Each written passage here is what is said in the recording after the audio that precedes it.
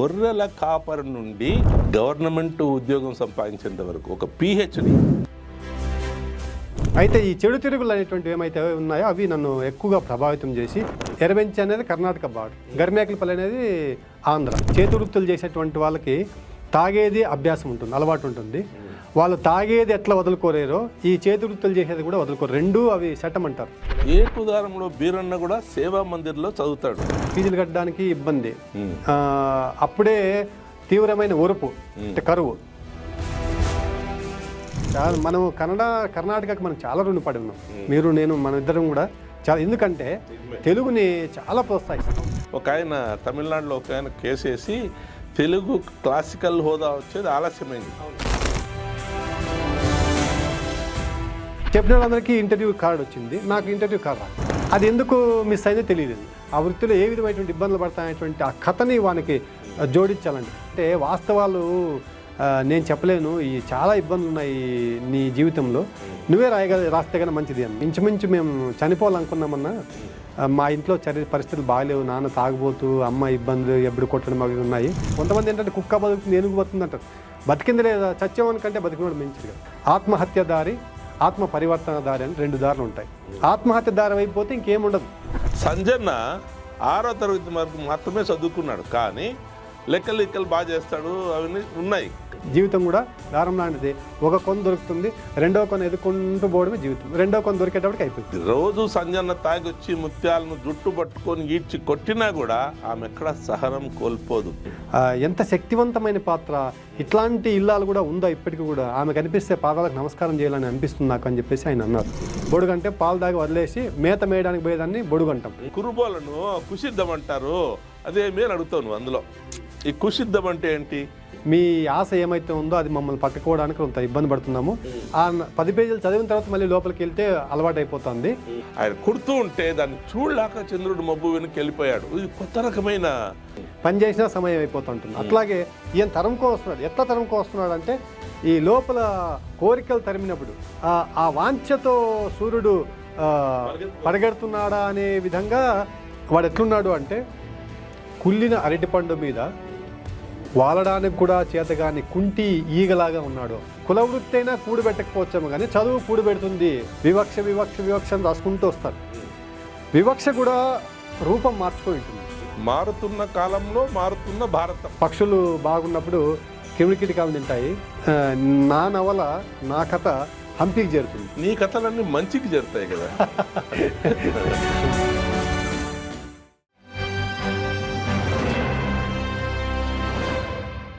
నమస్తే, 3TV ప్రేక్షకులకు స్వాగతం, సుస్వాగతం. ఇవాళ ఒక విశిష్టమైన వ్యక్తిని మనం కలుసుకోబోతున్నాం. ఆకలి దప్పుల నుండి అందలం ఎక్కేంత వరకు, అట్టడుగు వర్గాల నుండి అందనంత ఎత్తులకు ఎదిగిన ఓ యువ రచయిత గురించి ఇవాళ మన భేటీ. ನಮಸ್ಕಾರ ನಾಗಶೇಷು సార్. నమస్కారం సార్. ಚೆನ್ನಾಗಿದ್ದೀರಾ? ನಾನು ಚೆನ್ನಾಗಿದೆ ಸರ್, ನೀವೇ ಹೇಗಿದ್ದೀರಿ? ನಾನು ಚೆನ್ನಾಗಿದ್ದೀನಿ. ఇదేంటి తెలుగు ఛానల్లో కన్నడం మాట్లాడుతున్న ఆశ్చర్యపోతున్నారా? ఇది కేవలము పరిచయం కోసం. నాగశేషు గడి ప్రాంతాల్లో, అంటే కర్ణాటక ఆంధ్రప్రదేశ్ మధ్యలో ఉన్న పల్లె ప్రాంతాల్లో పెరిగే వ్యక్తి. ఉభయ భాషా ప్రవీణుడు. కన్నడము తెలుగు నాకంటే 2 బాగా వచ్చు. అందువల్ల కన్నడంలో పరిచయం చేశాం. కానీ తను ఇంతవరకు తెలుగులో చాలా నవలలు రాశాడు. ఆ నవలల్లో 24-25కు సిరికోన వాక్స్థలి వారి అవార్డు వచ్చింది తన కిలారి నవలకు. తర్వాత ఇటీవలే కొలకలూరి విశ్రాంతమ్మ గారి నవలా పురస్కారం 2026కు కూడా తన ఏకుదారం అనే నవలకు వచ్చింది. అందువల్ల తనను పరిచయం చేసేటప్పుడు కన్నడం కూడా తనకు వచ్చు అని నిరూపించేందుకు మాత్రమే కన్నడంలో పరిచయం చేశాను. నాగశేషు సార్, మీ ఊరేది? సార్ మాది గరిమేకలపల్లి అని, అనంతపురం జిల్లా, ఇప్పుడు సత్యసాయి జిల్లాగా వచ్చింది సార్. అది రామగిరి మండలానికి వస్తుంది. పావగడ నుంచి 20-25 కిలోమీటర్ల. అంటే పావగడ నుంచి అంటే కర్ణాటక బార్డర్ నుంచి ఎంత దూరంలో ఉంది అది? దగ్గర ఒక అర్ధ కిలోమీటర్ అంతే. మేము దిగేది కర్ణాటకలో దిగేసి ఆంధ్రాలోకి నడుచుకొని పోవాలా. మాది చివరి బార్డర్, అనంతపురం నుంచి అటువైపు నుంచి వస్తే చివరి బార్డర్. అర కిలోమీటర్ అంతే. అంతే సార్, అర్ధ కిలోమీటర్. సో గడికి అటువైపు ఇటువైపు కూడా నువ్వు నిష్ణాతుడు. బాగానే ఉంది. కానీ చిన్నప్పుడు నువ్వు గొర్రెలు కాస్తుండేవాడివి అని విన్నాను. అవును సార్. ఒక గొర్రెల కాపరి నుండి నువ్వు గవర్నమెంట్ ఉద్యోగం సంపాదించేంత వరకు ఒక పిహెచ్డి, ఒక పరిశోధన చేసేందుకు అంత ఎత్తుకు ఎదిగావంటే ఏంటి దాని వెనకాల ఒక ప్రయాణం ఉండాలిగా? ఏంటి చెప్పగలరా? చెప్తాను సార్, తప్పకుండా. ఇదేంటంటే మా ఊరి పరిస్థితులు చూస్తే చాలా వరకు చదువుకోవడానికి అనుకూలంగా లేకున్నటువంటి ప్రదేశం. ఎందుకు అంటే హై స్కూల్ లేదు, 7వ తరగతి వరకు మాత్రమే మా ఊర్లో ఉంది. ఆ తర్వాత హై స్కూల్ విద్యకు పోవాలంటే ఇటు హిందూపురం కానీ లేదంటే అనంతపురం కానీ హాస్టల్ ఉంటుంది కదా. మా ప్రదేశం అంత సమృద్ధిగా షావుకారులు ఉన్నటువంటి ప్రదేశం కాదు మా ఊరు. ప్రత్యేకించి 2-3 ఇండ్లు తప్పితే ఎవరికి కూడా అంత కలిమి ఉండేటువంటిది కాదు. అట్లాంటి సమయంలో మీ 7వ తరగతి వరకు అయితే ఏదో కొంతవరకు చదువుకోవచ్చు, కానీ 7 తర్వాత చాలా మందికి చదవడానికి అవకాశాలు దొరికేవి కాదు. వెళ్తే 8 నుంచి 9, 10 అటు తిరుమని అని మాకు దగ్గరలో కర్ణాటక ఉంటుంది. తిరుమని పావగడ తాలూకాకి వస్తుంది. అది 2 కిలోమీటర్లు 2.5 కిలోమీటర్ అవుతుంది. నడుచుకొని వచ్చేటువంటిది. హిందూపురం ఎంత దూరం అవుతుంది? హిందూపురం మాకు 75 కిలోమీటర్లు అవుతుంది. చాలా దూరం అవుతుంది. లేదా అనంతపురం పోవాలి, అది కూడా 100 కిలోమీటర్ల దాకా అవుతుంది. ఈ 2 చోట్లకి పోయేకి కొంతమందికి సామర్థ్యం ఉంటుంది, కొంతమందికి సామర్థ్యం ఉండదు. అందువల్ల ఏంటంటే సామర్థ్యం అంటే ఆర్థికమే సార్, ఆర్థికమే. సామర్థ్యం అంటే ఆర్థికమే. ఇంకా అంతేకాదు సమయం కూడా. ఇప్పుడు 75 కిలోమీటర్లు ప్రయాణం చేసి వెళ్ళాలంటే ఒక రోజంతా వెళ్తుంది. అంటే అక్కడే ఉండడమే సార్, హాస్టల్లో ఉండడమే. హాస్టల్లో ఉండాల్సింది. వెళ్ళి రావడానికి ఒకవేళ వెళ్ళి వచ్చేంత దగ్గరలో ఉన్నా కూడా సగం రోజు పోవడానికి రావడానికి వేరే పని చేయలేదు. పని చేయలేకపోతే వాళ్ళకి ఏం ఆదాయం ఉండదు. ట్రాన్స్పోర్టేషన్ కూడా అప్పట్లో చాలా తక్కువ ఉండేది సార్. మనం పొద్దున పోతే రాత్రికి 9కో 10కో మనం ఇంటికి చేరుకోగలం, అంతకు మించి కుదిరేది కాదు.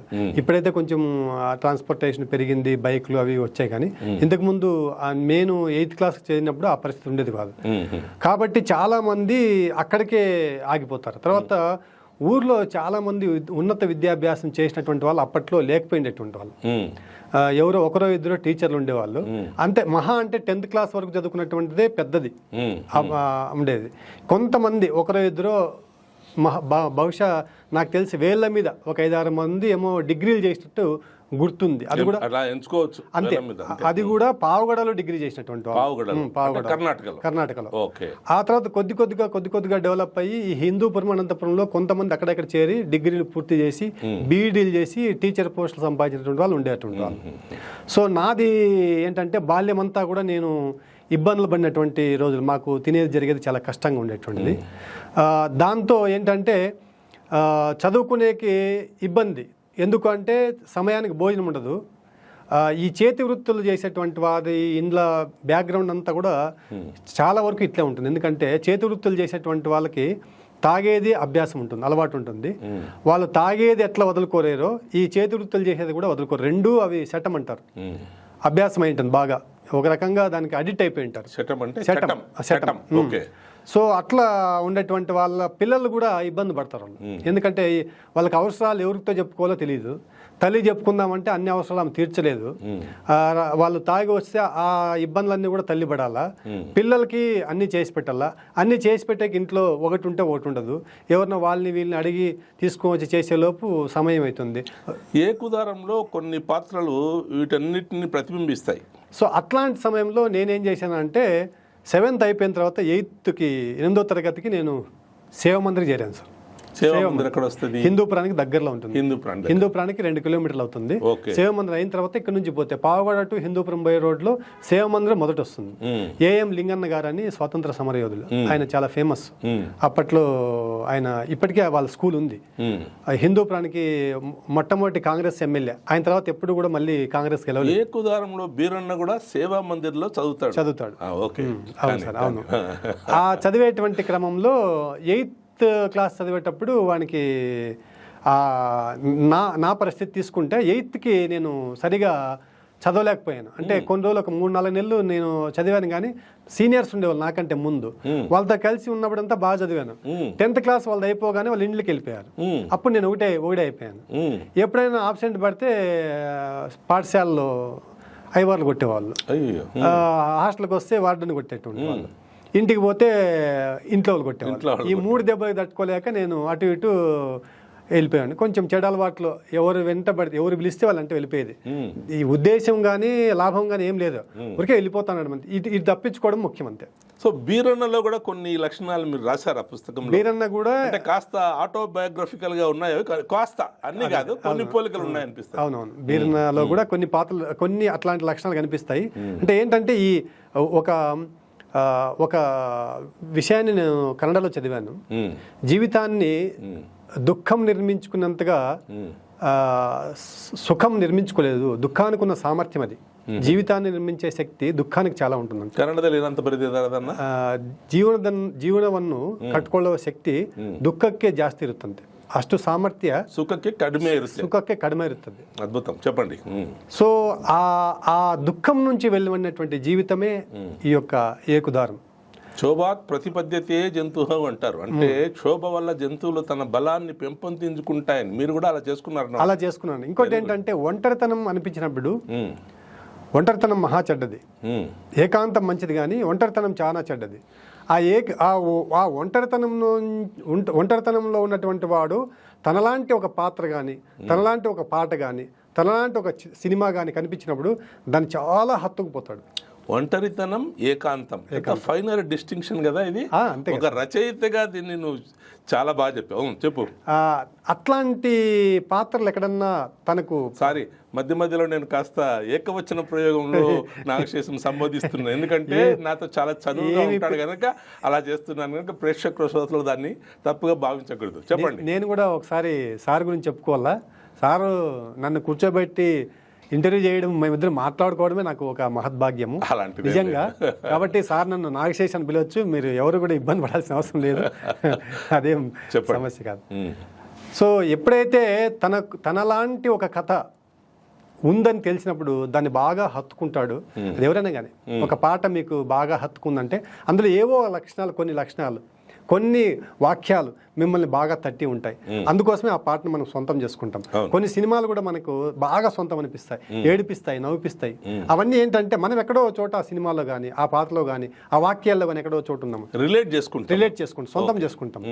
అట్లా నన్ను నేను సొంతం చేసుకోవడానికి ఈ ఏకుదారమైనటువంటి నాకు ఒక బిగి కౌగిల్ లాంటిది, అదొక చెప్పాలంటే ఒక ప్రియురాలు లాంటిది అని చెప్పేసి చెప్పచ్చు. అంత నాకు శక్తినిచ్చినటువంటిది ఈ ఏకుదారమైనటువంటి పుస్తకం. ఎక్కడో చోట రాశా, ప్రియురాలి కోసం పరిగెత్తున్నట్టు సూర్యుడు పైకి లేసేందుకు ప్రయత్నిస్తున్నాడు. చాలా కొత్త రకమైన ఉపమానం, మళ్ళీ వస్తాను దానికోసం తర్వాత. చెప్పు నెక్స్ట్. సో ఇది అందువల్ల ఏంటంటే ఆ 8th క్లాస్ 2 సంవత్సరాలు చదివినా కూడా నేను పాస్ కాలేకపోయాను. నాకు అక్కడ చదివించడానికి కొంతమంది సహాయ సహకారాలు అందించారు, అన్నిటికీ బాగా మేలే చేశారు. అయినా అన్ని చేసినా కూడా నాకు చదవడానికి నేను ఎందుకు అక్కడ కుదురుకోకపోయామన్న. మా అమ్మకేమో నేను చదవాలనేటువంటి ఆమె ఇష్టం. మా రెండో అన్నకు కూడా, అంటే 2 అన్నలకి ఉండేటువంటిది, రెండో అన్నకి కొంచెం ఎక్కువగా ఉండేటువంటిది. ఎందుకు అంటే మా ఇంట్లో ఎవరు చదువుకున్నటువంటి వాళ్ళు లేరు. మా నాన్న అప్పట్లోనే 6వ తరగతి వరకు చదివారని చెప్పేసి బాగా చదువుకున్నాడు అనే ఉద్దేశంతోనే మా అమ్మనిచ్చి పెళ్లి చేశారు. అంటే 3 అన్నలు, 1 చెల్లెలే మా అమ్మ. సో అట్లా ఈయన చదువుకున్నాడు అనే ఉద్దేశంతోనే వడ్డీ లెక్కలు కానీ ఏమన్నా కానీ బాగా చెప్పేటువంటి వాడు. ఆ ఉద్దేశంతో హ్యాండ్ రైటింగ్ కూడా ఇప్పటికీ చాలా బ్రహ్మాండంగా రాస్తాడు. ఆ ఉద్దేశంతో ఈమెనిచ్చి పెళ్లి చేశారనమాట. సో చదువుకున్నటువంటి వాళ్ళు ఎవరు లేరు కాబట్టి వీడు చదువుకోవాలనేటువంటి ఉద్దేశంతో, చదువులో నేను చురుగ్గా ఉండేవాడిని, చదువు రాక వదిలేసినటువంటి విషయం కాదు, చదువులో బాగానే చదివేటువంటి వాడిని.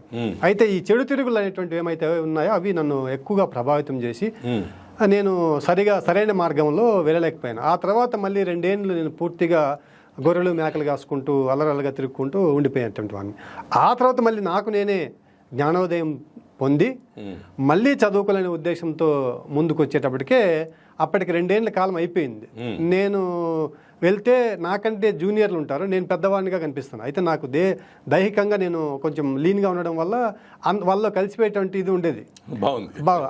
లేకపోతే నేను ఏదో పెద్దవాని మాదిరి కనిపించేది ఉంటే నన్నే రకంగా చూసేటువంటి. అట్లా నేను మళ్ళీ 8th, 9th, 10th తిరుమలకి చేరుకున్నాను. తిరుమల కర్ణాటకకి, అంటే ఇప్పుడు తెలుగు నుంచి కర్ణాటక వచ్చాను. సో అప్పుడు నాకేంటంటే చదవడము రాయడము 2 కొత్త. మా ప్రాంతంలో కన్నడ కంటే ఎక్కువ తెలుగే మాట్లాడతారు, కన్నడ వాళ్ళు కూడా తెలుగు మాట్లాడతారు. సో కన్నడం నాకు చదివేకి రాదు, రాసేకి రాదు. నేరుగా 8th, 9th, 10th 3 సంవత్సరాలు అక్కడే చదవమని చెప్పేసి చేశారు. ఆ 2 ఏళ్ళలో కూడా మళ్ళీ నేను మేకలు గొర్రెలు కాసుకుంటాను, ఆవులుగా పశువులు కాసుకుంటూ ఇక్కడే ఉండిపోయాను. 10th క్లాస్కి ఎగ్జామ్కి రాయడానికి నేరుగా వెళ్ళాను. ఆ స్కూలు మా మామ వాళ్ళే బాబన్న అని మా మామ ఉండేది. ఆయన ప్రైవేట్ స్కూల్ పెట్టారు. ఆయన నాకు తెలియకుండానే ఈ సేవ మందిర్లో ఉండే టీసీ తీసుకొని పోయి వాళ్ళ స్కూల్లో పెట్టుకున్నాడు. అప్పుడు 10th క్లాస్లో చెప్పాడు, నువ్వు ఇట్లా నిన్ను జరిపించాను, నువ్వు వెళ్ళి ఎగ్జామ్ రాయాలంటే. అప్పుడు నేను ఎగ్జామ్ పోతే నాకు ఏమీ తెలియదు కాబట్టి పరీక్ష సరిగా రాయలేకపోయాను. రాయకపోయేసరికి కన్నడంలో రాయాలి. నాకు ఒక విశ్వాసం ఏంటంటే కన్నడ తెలుగుకి చాలా దగ్గర సంబంధం ఉన్నాయి కదా, తలకట్లన్నీ పైకి అనేసి సరిపోతుందని చెప్పేసి వచ్చిన ఆన్సర్లన్నీ తలకట్ల పైకి, అయినా కూడా చేతి రాతామని తెలిసిపోతుంది కదా ఎక్స్ప్రెషన్ అన్నీ కూడా. సో అట్లా ఏమైందంటే అనుకోకుండానే తెలుగు కన్నడంకి ఒకే లిపి అట్లా చేశాను. కన్నడ ఒకటి తప్ప మిగతా అన్ని ఫెయిల్ అయ్యాను. నాకు తెలిసి ఆ కన్నడం కూడా వాళ్ళు ఎవరో టీచర్ ఎవరో పాస్ చేసింటాడు నాకు అనిపిస్తుంది. ఆ తర్వాత మళ్ళీ ఫెయిల్ అయిందని కదా అని చెప్పేసి మళ్ళీ చదువుకు పోలేదు. ఆ సమయంలో కూలీనాలి అది చేసుకుంటూ ఈ మేకలు అవి చూసుకుంటూ ఉండేటువంటి వాడిని. మళ్ళీ సంవత్సరం తర్వాత 10th క్లాస్ ఫీజు కట్టాలని చెప్పేసి కొంతమంది మా మిత్రుల ప్రోత్సాహంతో వాళ్ళ ప్రేరణతో నేను మళ్ళీ ఫీజు కట్టి మళ్ళీ పరీక్ష రాశాను. మొత్తం సబ్జెక్ట్స్ క్లియర్ చేసి అన్నీ పాస్ అయిపోయింది. పాస్ అయిన తర్వాత మళ్ళీ పావగడలోని పియూసీ అంటారు, ఇంటర్మీడియట్ని అక్కడ పియూసీ అంటారు.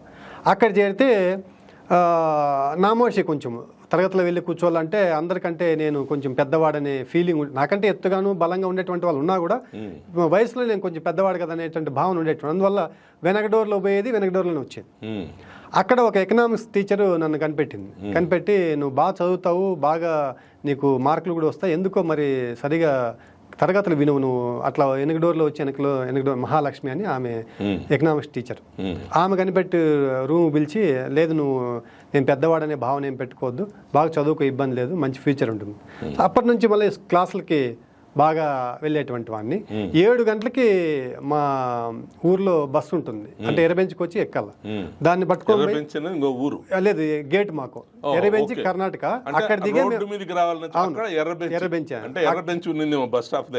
అది అక్కడ దిగి మేము ఊర్లోకి నడుచుకొని పోవాలా. ఎర్రబెంచి అనేది కర్ణాటక బార్డర్, గరిమేకలపల్లి అనేది ఆంధ్ర. ఈ ఎర్రబెంచిలో దిగే మేము నడుచుకొని పోవాలా. మా వ్యవహారం అంతా కూడా ఏం చేసినా కూడా మార్కెట్ కానీ ఏదన్నా కానీ మా అవన్నీ కూడా పావగడతోనే మాకు సంబంధాలు ఎక్కువ ఉంటాయి. మా వాళ్ళు ఎక్కువ మంది అనంతపురం చూడకపోయిన వాళ్ళన్నా ఉంటారేమో కానీ పావగడ చూడుకోకుండా ఉండేటువంటి వాళ్ళు ఉండేటువంటి వాళ్ళు కాదు. అది వ్యవహారం అంతా పావగడని చేస్తారు. పావగడకి నేను 7-7:30కంతా నేను చేరుకునేటువంటి వాడిని. ఒక్కోసారి అయి ఉంటుంది ఫుడ్, ఒక్కోసారి అయిండదు.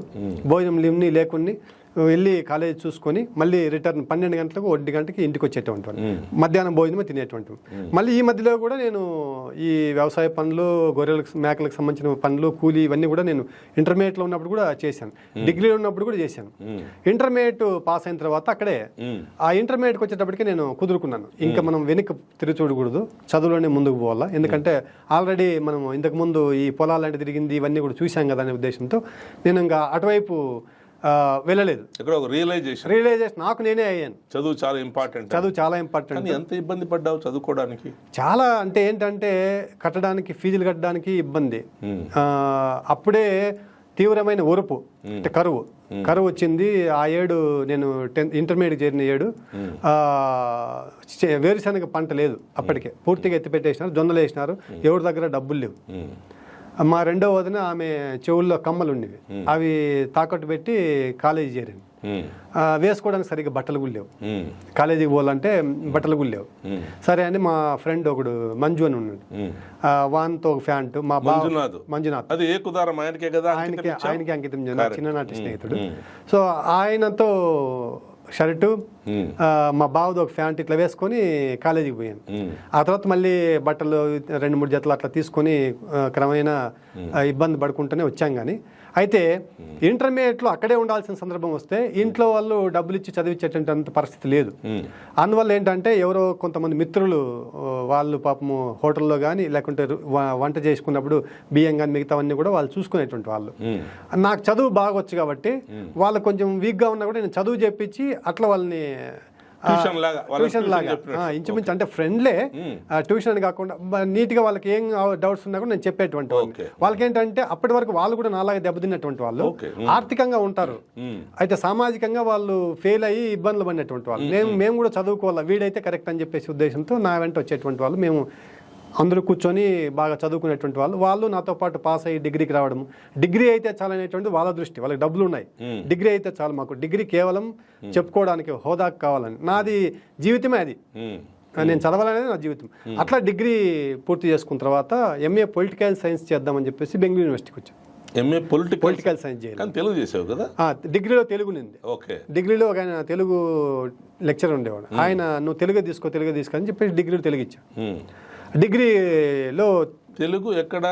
పావుగడలో తెలుగు ఉంది. పావుగడలో తెలుగు. కర్ణాటకలో కూడా వాళ్ళు తెలుగును ప్రోత్సహించారు. మనం కర్ణాటకకు మనం చాలా రుణపడి ఉన్నాం, మీరు నేను మన ఇద్దరం కూడా చాలా. ఎందుకంటే తెలుగుని చాలా ప్రోత్సహిస్తారు. ఎవరిపైనా కూడా వాళ్ళు అన్నదమ్ములాగా ట్రీట్ చేస్తారు వాళ్ళు. చాలా అది ఆ సోదరభావం చాలా బాగుంది. 100% నిజం. అవును, మన ఇద్దరికి అనుభవం కాబట్టి తెలుస్తుంది. సో అట్లా నేను పొలిటికల్ సైన్స్ చేద్దామని వచ్చినప్పుడు అక్కడ జిఎస్ మోహన్ గారు అని మా గురువు గారు ఉన్నారు.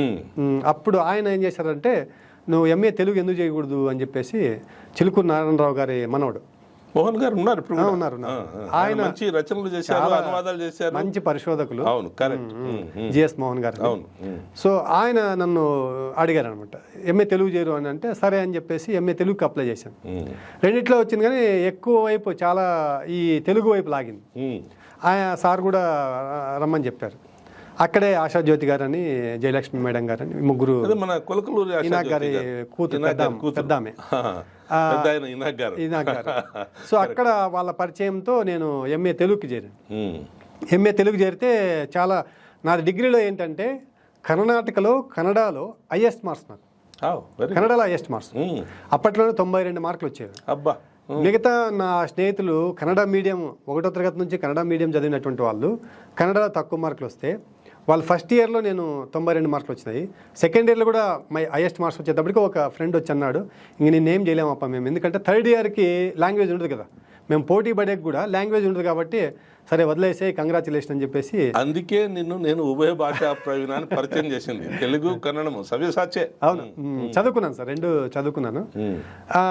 కన్నడ లెక్చరర్ ఒకసారి అన్నారు, రామచంద్రప్ప అని, బాగా చెప్పేవారు పాఠం.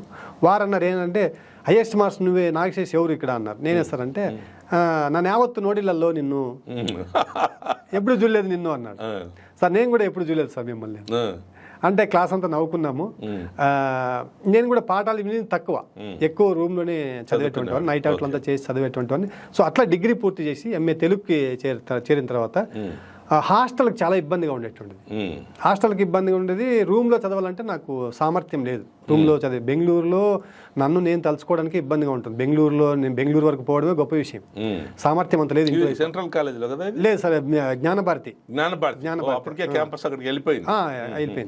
సెంట్రల్ క్యాంపస్ మాకేంటంటే అడ్మినిస్ట్రేషన్ పరంగా ఇక్కడ ఉండేటువంటి క్యాంపస్ అంతా అక్కడ ఉండేటువంటి. ఇప్పుడు క్యాంపస్కి అంత అడ్మినిస్ట్రేషన్ ఇదైపోయింది.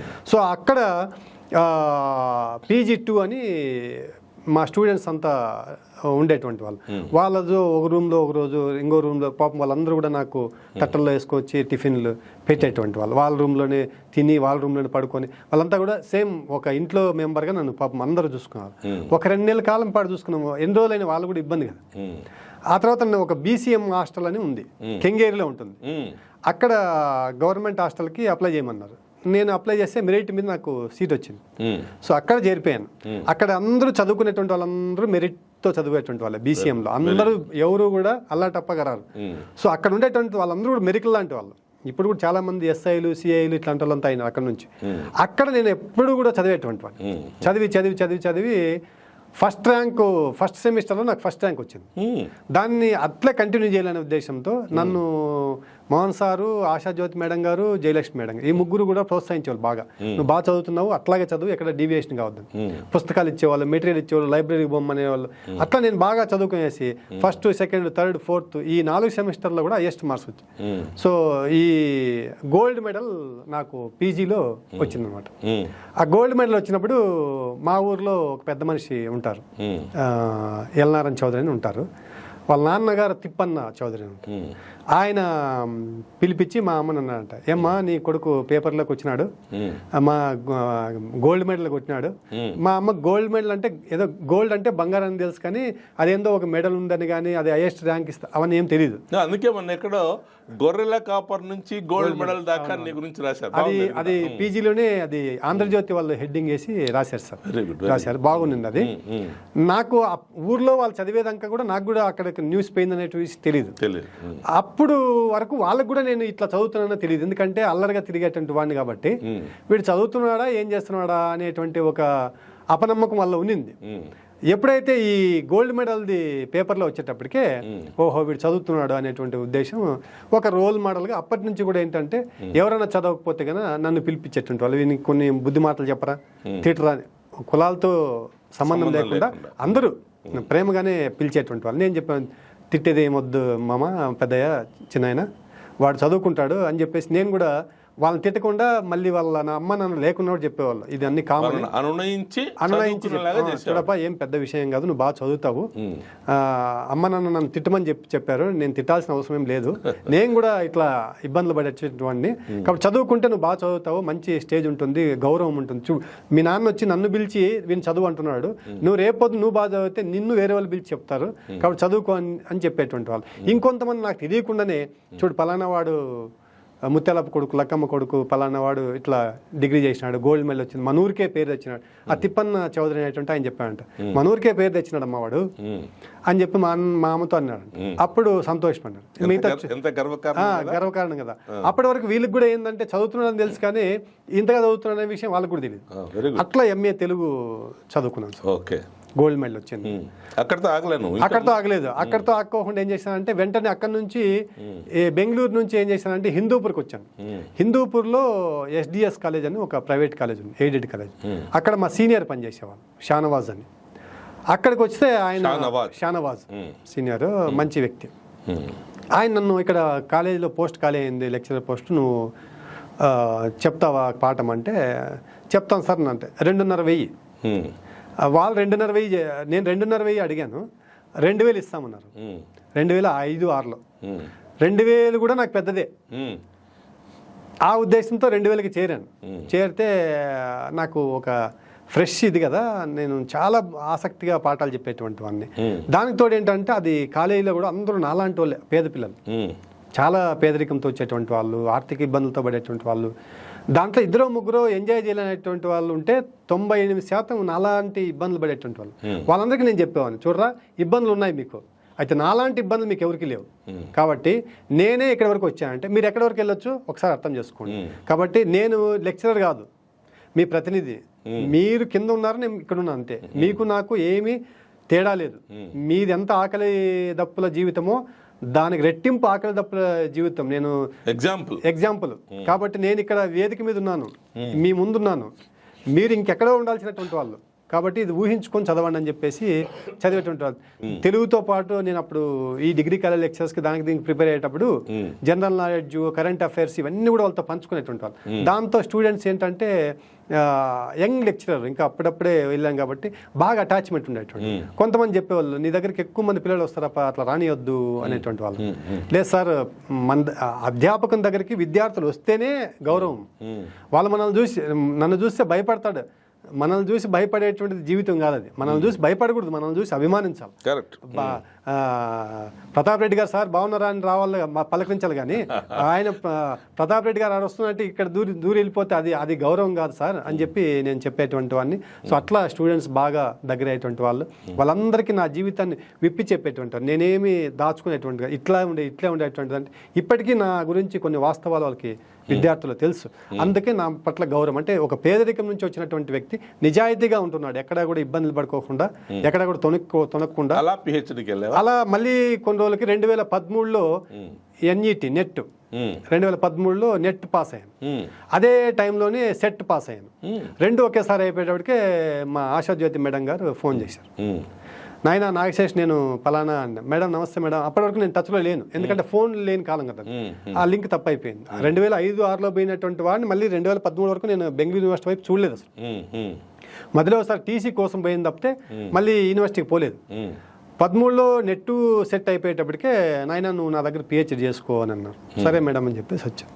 అప్పుడు కొలక్లూరి ఇనాక్ సాహిత్యం బహుజన దృక్పథం అనే అంశం మీద పెద్ద కొలక్లూరి ఇనాక్ సాహిత్యం బహుజన దృక్పథం పెద్ద ఆయన సాహిత్యం ఆయన ఫోన్ చేశారు. నాయన నీ గురించి మంచి రిపోర్ట్ ఉంది, బాగా పనిచేస్తామంటే మీ మేడం గారు చెప్పారు, నిజాయితీగా పనిచేస్తామని అంటే సరే సార్ అని చెప్పేసి నేను ఒప్పుకుని దీని మీద ఆ టాపిక్ మీద పిహెచ్డి చేసేదానికి అనుకున్నాను. సో 2013 నుంచి 2017కి నా పిహెచ్డి పూర్తి చేయగానే central institute of Indian language వాళ్ళు అంతవరకు మనకు క్లాసికల్ తెలుగు అనేటువంటిది ఏమైతే ఉందో అది పెండింగ్ ఉండేటువంటిది, బహుశా నా కోసమేనేమో. నేను అప్పుడు కాలేజీ వదిలే సందర్భం, కాలేజీ వదిలితే నాకు గ్రిప్పు అంటే నాకేంటంటే ఒక నెల ఇబ్బంది పడినా కూడా నాకు అటు కానీ ఇటువైపు కానీ ఇచ్చేటువంటి వాళ్ళు లేరు. అప్పటికే నాకు పెళ్ళైంది, 2 పిల్లలు పుట్టినారు. వాళ్ళకి ఏమున్నా నేను చూసుకోవాలా. కాలేజీకి ఒక నెల పోకపోతే ఇబ్బంది పడుతుంది. పిహెచ్డి సబ్మిట్ చేయాల్సిన సందర్భంలో ఇబ్బంది అయింది. ఇబ్బంది అయితే నాకు కొంతమంది కోర్స్ వర్క్ ఫీజు కట్టారు పాపం. ఉషా గారు అని బెంగళూరులో ఉంటారు. ఆమె నేను ఇబ్బంది పడతా అంటే నాగశేష్ నువ్వేం ఇబ్బంది పడొద్దు, కోర్స్ వర్క్ ఫీజు నేను కట్టేస్తా అని చెప్పేసి నాకు కూడా చెప్పకుండా ఆమె కోర్స్ వర్క్ ఫీజు కట్టేసింది. కట్టేసి రెసిప్ట్ తీసుకొని వచ్చి చెప్పింది. నేను ఆమె గురించి నేను ఈ ఏకదారం పుస్తకంలో రాశాను. ఆ తర్వాత మళ్ళీ నా థీసిస్లో కూడా రాశాను. నా థీసిస్లో మా మేడం గారు చదివి చాలా ఇంప్రెస్ అయ్యారు. చాలా మనసులో నుంచి పుట్టుకొచ్చిన మాటలు ఇవి. ఎందుకంటే ఒక పూట అన్నం పెట్టినటువంటి వాళ్ళ నుంచి ₹1 నాకు సహాయం చేసినటువంటి వాళ్ళని కూడా నేను ఎవరిని మర్చిపోలేదు. అందరూ గుర్తున్నారు నాకు అని చెప్పి. క్లాసికల్ తెలుగు హోదా వచ్చినప్పుడు అందులో నోటిఫికేషన్ వచ్చింది. అంతకుముందు చాలా మంది ప్రయత్నాలు చేసినా కూడా ఆ క్లాసికల్ తెలుగు మనకు శాంక్షన్ కాలే. నీ కోసమే లేట్ అయిన కోర్టులో కేసేసి, అవును, ఒక ఆయన తమిళనాడులో ఒక ఆయన కేసేసి తెలుగు క్లాసికల్ హోదా వచ్చేది ఆలస్యమైంది. అవును. దీంట్లో 2 విషయాలు చెప్పాలి. ఒకటి, కొలకలూరి సాహిత్యం మీద నువ్వు పిహెచ్డి చేసావు. ఇదే ఛానల్లో నేను ఆయన సాహిత్యం మీద ఒక ఇంటర్వ్యూ చేశాను.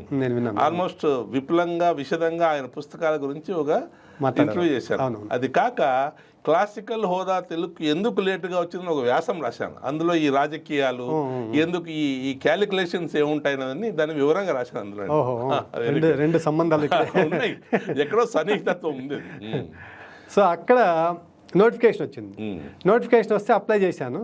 అప్పటికి బెంగళూరు యూనివర్సిటీలో గెస్ట్ ఫ్యాకల్టీగా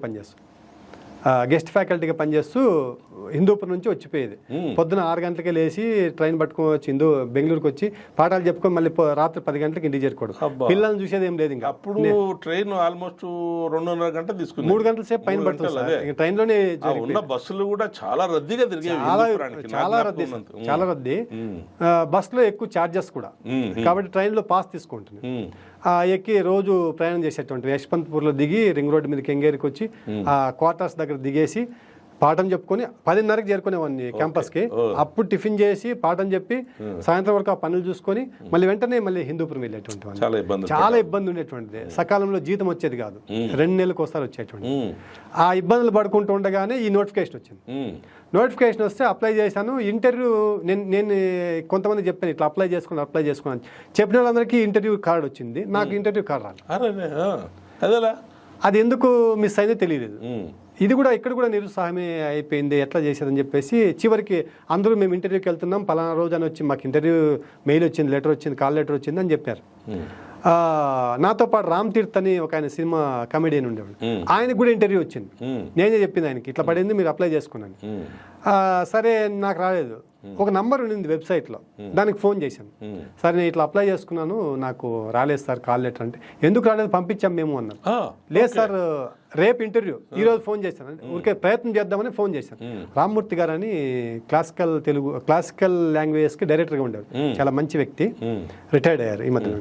ఆయన ఉండు ఎందుకు రాలేదో చూద్దామని చెప్పేసి, నేను ఇప్పుడు లంచ్ టైము మళ్ళీ ఫోన్ చేయండి మీరు 2:30 తర్వాత అన్నారు. 2:30 తర్వాత చేస్తే లిఫ్ట్ చేశారు. లిఫ్ట్ చేసి సంబంధిత అధికారులను పిలిపించి ఎందుకు రాలేదు చూడండి అంటే, ఈమెయిల్ ఐడి వాళ్ళు తప్పుగా కొట్టుకున్నారు. నాకు మెయిల్ చేశాను వాళ్ళు అనుకున్నారు, అది మెయిల్ రాలేదు. కానీ నువ్వు ఆ ప్రయత్నం చేయకపోతే లేదు, వచ్చేది కాదు. అందుకోసం ప్రయత్నం అయ్యేటప్పుడు చాలా పని చేస్తున్నారు. వెంటనే మెయిల్ చేశారు. మెయిల్ చేశాను చూడండి వచ్చింది అన్న. మెయిల్ చూసుకుంటే వచ్చింది. వెంటనే ఆ రోజు నైట్కి నేను దాన్ని డౌన్లోడ్ చేసుకుని మిగతా ఆ ఆర్టికల్స్ ఇవన్నీ పెట్టుకుని మైసూర్లో కదా, మైసూర్లో సార్, వెంటనే మైసూర్కి బయలుదేరిపోయాను. పోతే ఇంటర్వ్యూ జరుగుతుంది. ఇంటర్వ్యూ బోర్డులో రవా శ్రీహరి గారు, బుద్ధన్న గారు ఎస్కే యూనివర్సిటీ చనిపోయారు. వాళ్ళు ఇద్దరు చనిపోయారు. ఇద్దరు చనిపోయారు. మళ్ళీ అక్కడ క్లాసికల్ సిఐఎల్ డైరెక్టర్ ఉండేటువంటి వాళ్ళంతా నన్ను ఇంటర్వ్యూ చేశారు. ఏంది పరిస్థితి, ఏం కథ, నీకు ఏ భాషలో వచ్చి ఏం కథ. ఆర్వీఎస్ సుందరం గారు ఉన్నారు. ఆర్వీఎస్ సుందరం గారు పెద్ద ఆయన తెలుగు అవును. రవా శ్రీహరి గారు అడిగారు. రవా శ్రీహరి గారు అంటే తెలుసా అన్నారు. అంతవరకు ఆయన ముఖపరిచయం నాకు లేదు. ఎందుకు తెలియదు సార్ నాకు అది మాట్లాడారు. అన్ని ప్రశ్నలు వేశారు. మిస్సిమిల్ ఆర్టికల్స్, తెలుగు కన్నడకు సంబంధించిన తులనాత్మక వ్యాసాలన్నీ చూసి ఓకే అనుకున్నారని తెలియదు నాకు. నేను బయటకు వచ్చేసిన తర్వాత ఒక అటెండర్ బయటకు వచ్చాడు. ఆయన రవా శ్రీహరి తెలియదు నాకు తెలియదు. అటెండర్ బయటకు వచ్చి, సార్ మీ గురించి పాజిటివ్గా మాట్లాడుకుంటున్నారు సార్ వాళ్ళు అని అంటే, సరే చూద్దామని నేను హోప్గా ఉన్నాను. అయితే తిరుగు ప్రయాణంలో వేరే వాళ్ళు ఏమన్నా అంటే, ఇవన్నీ రకరకాల ఉంటాయి అది ఇది అన్నారు. అయితే క్లాసికల్ సిఏఎల్కి ఆ అపవాదం లేదు. వాళ్ళు ఎవరికి కూడా టాలెంట్కి విలువిస్తారు కానీ రికమెండేషన్లకు విలువరు. నేను ఆ ధైర్యంతో ఉన్నాను. 15 రోజులకే మళ్ళీ లిస్ట్లో పేరు వచ్చింది సార్, వచ్చేయండి. అప్పుడు బెంగళూరు యూనివర్సిటీలో నేను గెస్ట్ ఫ్యాకల్టీగా పనిచేస్తాను. అప్పుడు 16,000 శాలరీ నాకు, ఇది 35,000 శాలరీ. వెంటనే 35,000 శాలరీ చూడడం ఏంటంటే నాకు అప్పటికి హైయెస్ట్ శాలరీ. అది పెద్ద గొప్పగా అనిపించి వెంటనే ఆర్థికంగా మరొంత అంతే కదా సార్, నాకు ఇబ్బంది, పిల్లలకి ఇబ్బందిగా ఉన్నింది, ఇద్దరు పిల్లలకి. మరి నేనే మెయిన్, ఏది సంపాదన లేదు నాకు ఎటువైపు నుంచి కూడా, వేరే ఏ రకమైనటువంటి రూపాయి కూడా సంపాదన లేదు. కాబట్టి 35,000 అంటే నాకు మంచి శాలరీ కదా అని చెప్పేసి వెంటనే మైసూర్ దీంట్లోకి చేరిపోయాను. చేరిపోయి అక్కడ తెలుగు కన్నడ ప్రాచీన సాహిత్యంలో మహిళా రచయిత్రులు ఉన్నారు కదా, ఆ రచయిత్రుల మీద ప్రాజెక్ట్ చేశాను. తెలుగు కన్నడ రచయిత్రులు తులనాత్మక పరిశీలన. ఇద్దరు తెలుగు కన్నడ రచయిత్రులు, ఇద్దరి మీద ప్రాచీన రచయిత్రులు చేశాను. Very good. అదే ఇంతవరకు చెప్పాను కదా, మారుతూ ఉన్న భారతంలో ఒక అరుదైన యువ రచయిత మన నాగశేషు. గడి ప్రాంతాల్లో చదువుకున్న, ఒకరోజు తెలుగులో ఒకరోజు కన్నడంలో చదువుకున్నా కూడా రెండింటినీ మేళవించి తర్వాత రోజుల్లో తులనాత్మక అధ్యాయం చేయగలిగిన ఒక స్థాయికి ఎదిగాడు. అంతేకాదు, రాయలసీమ ఇతివృత్తాలను కథలుగా మలిచిన వారు సభా గారు ఉన్నారు, మధురాంతకం రాజారాం, మధురాంతకం నరేంద్ర, ఇంకా కొంతమంది ఉన్నారు, కేశవరెడ్డి, వెంకటరెడ్డి. వీళ్ళు కాక దళితుల గురించి, అట్టడుగు వర్గాల గురించి రాసిన వాళ్ళలో పెద్ద ఆయన పద్మశ్రీ మూర్తిదేవి సమ్మాన్ విజేత కొలకలూరి ఇనాక్ గారు ఉన్నారు. తర్వాత ఇటీవలే పులికంటి కృష్ణారెడ్డి గారు కూడా చాలా కథలు రాశారు. కానీ గొంగడి వాళ్ళ గురించి అంతకు ముందు ఎన్నడూ లేని ఒక స్థాయిలో వాళ్ళ జీవన శైలిని, వాళ్ళ జీవితాల్లో జరిగే దైనందిన విషయాలను అతి సునిశితంగా పరిశీలించి తన నవలలో ప్రవేశపెట్టాడు నాగశేషు. తర్వాత మీ ఏకుదారం, బీరప్ప, ఎరుగు పొరుగు, తగ్గట్టు, కిలారి, ఈ పేర్లన్నీ కాస్త వైవిధ్యంగా వ్యత్యాసంగా ఉంటాయి. అందుకు కారణం ఏంటి? నేను రాసేటప్పుడే రచయిత, నా దృష్టిలో రచయిత అనేటువంటి వాడు ఖాళీలను పూరించాల. ఒక వాదాన్ని పట్టుకొని అదే వాదం మీద రాసుకుంటూ పోతుంటే అందులో కొత్తదనం ఉండదు అనేటువంటిది నా ఉద్దేశం, నా అభిప్రాయం అంతే. మిగతా వాళ్ళతో నేను ఈ పేర్లు ఎందుకు ఎందుకు అంటే ఏకుదారమైనటువంటిది ఏమైతే ఉందో ఇది మొదట సబ్జెక్ట్ అనుకున్నాను. ఫస్ట్ వ్యాస సంపుటి ఇరుగు పొరుగు అనేటువంటిది, దాన్ని రకరకాల పేర్లు అనుకుంటే ఏవి దానికి సరిపోలేదు. అవన్నీ కూడా వ్యాసాలు, తులనాత్మకమైన వ్యాసాలు, తెలుగు కన్నడకు సంబంధించిన. అప్పుడు మనం అంటుంటాం కదా కన్నడలో అక్కపక్క దౌరు అని అంటుంటాం కదా, అక్కపక్క దౌరు అంటున్నాం కదా. ఒరే ఎందుకు వేరే పేర్లు పెట్టడం, ఇరుగు పొరుగు అంతే, ఇరుగు పొరుగు చూడప్ప అంటుంటారు. ఇరుగు పొరుగు చూడు ఎట్లా బతుకుతున్నారో అంటుంటారు. ఇరుగు పొరుగు వాళ్ళు బాగుండాలా అంటుంటారు. ఎందుకు ఇదే పేరు పెడదామని చెప్పేసి ఇరుగు పొరుగు పెట్టాను. తగట్టు అనేటువంటిది ఏంటంటే, తగట్టు బంగారు చీర కట్టే అనేటువంటిది గురజాడ గేయంలో వస్తుంది. అక్కడి నుంచి తీసుకున్నాను. తగట్టు అనేటువంటి జరిగిపోగు, వ్యాసాలని చీరకంతటికి జరిగిపోగు వేస్తే ఎట్లా అందంగా ఉంటుందో ఈ పేరుకు జాడ గురజాడ. దాంట్లో ఇంకొక అర్థం ఉంటుంది. తపన్, తగటులో తపన్, గాకి గగన, టూ అంటే ఇద్దరు. పిల్లల పేర్లు, మీ పిల్లల పేర్లు కరెక్ట్. ఇవి రెండు కూడా వస్తాయి. గురజాడ పెద్ద ఆయన కూడా ఉంటారు. లోపల భావం ఏమో గురజాడ గారు ఉన్నారు. అన్ని కలిసిన మేలు కలయిక తగటు అని చెప్పేసి తగటు అని పెట్టాను. దానికి అర్థము ఉంది. తగటు అంటే బంగారు జరిగిపోగనేది ఉంది, అందమైనటువంటి కూడా ఉంది కాబట్టి సో ఇది కుదురుతుంది అనేటువంటి ఉద్దేశం తగటు పెట్టాను. ఇంకా ఏకుదారానికి వస్తే మొదట నేను టైటిల్ అనుకున్నాను. టైటిల్ అనుకోకంటే ముందు నేను ఇండెక్స్ ఆఫ్ నావెల్ చేశాను. మన క్లాసికల్ తెలుగు వాళ్ళే ఒక ప్రాజెక్టు, ఇండెక్స్ ఆఫ్ నావెల్. దేశంలో ఉన్నటువంటి తెలుగు నవల్ అన్నీ కూడా డిజిటలైజ్ చేయాలి. అంతే. ఇప్పుడు మీరు ఒక నవల రాశారు, మీ పేరు తెలీదు, మీరు ప్రొద్దుటూరు అనుకుందాం. ప్రొద్దుటూరు అని కొట్టేస్తే ఎవరెవరు ప్రొద్దుటూరు వాళ్ళు రచయితలు ఉన్నారో వాళ్ళందరూ లిస్టులు వస్తాయి, నవలు అన్నీ వచ్చేస్తాయి. అక్కడే పీడిఎఫ్ తీసుకొని చదువుకోవచ్చు. ఆసక్తికరంగా. మీరు ప్రొద్దుటూరు కాదు, తెలీదు నాకు, మీ పేరు కూడా నాకు సగమే తెలుసు. అప్పుడు ఏం చేయాలంటే ఒక చిన్న మీ పేరులో సగం ఏదో ఉంది కదా అది కొట్టినా కూడా వచ్చేస్తాయి. మొత్తం ఆ పేరుతో ఎవరైనా ఉన్నారో వచ్చేస్తాయి. అట్లా ఏం లేదు కులం తెలిసింటే కులం పేరు కొట్టినా కూడా పలానా కులం వాళ్ళని కొడితే బ్రాహ్మణనో ఇంకోటనో ఏదో కొడితే మొత్తం ఆ కులం వాళ్ళందరూ వచ్చేస్తారు. అక్కడ కూడా కులం వదలడం లేదు. ప్రతి రచయితకి ఖచ్చితంగా ఒక నేపథ్యం ఉండే ఉంటుంది. చాలా వరకు ఆ నేపథ్యంతో కూడుకున్నటువంటి ఆలోచన అంతే అస్తిత్వం.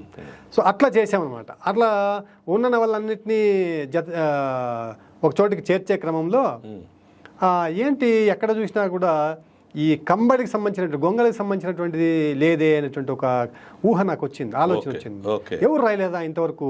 ఎంత అప్పటి వరకు నాకు పెద్దగా ఏమనిపించలేదు, రాయాలని కూడా అనిపించలేదు. ఆ ఆలోచన వచ్చింది. ఆలోచన వస్తే మరి ఎవరు రాయలేదు ఎందుకు అని అనుకున్నాను నేను. కొంతమంది అడిగితే ఎవరమ్మా ఇప్పుడు ఎవరు రాసేవాళ్ళు లేరు అవి, పైగా అది ఉందంటవా ఇప్పటికీ అన్నారు. ఉంది సార్, చాలా చోట్ల నేస్తున్నారు ఇప్పటికీ గొంగడి, చాలా కాస్ట్ అయింది, ఇప్పుడు 2000 రూపాయలు పెట్టినా కూడా గొంగడి దొరికేది కష్టంగా ఉంది అని చెప్తే, ఎవరికి తెలుస్తాయమ్మా, జీవితాలు కావాలా, పరిశోధన చేస్తే నీకు మెటీరియల్ దొరుకుతుంది, కానీ జీవితాలని దానికి అన్వయించుకొని రాయడం అనేటువంటిది జీవితాలను గడిపినటువంటి వాళ్ళకి తప్పితే వేరే వాళ్ళకి తెలిసేదానికి ఛాన్సే లేదు.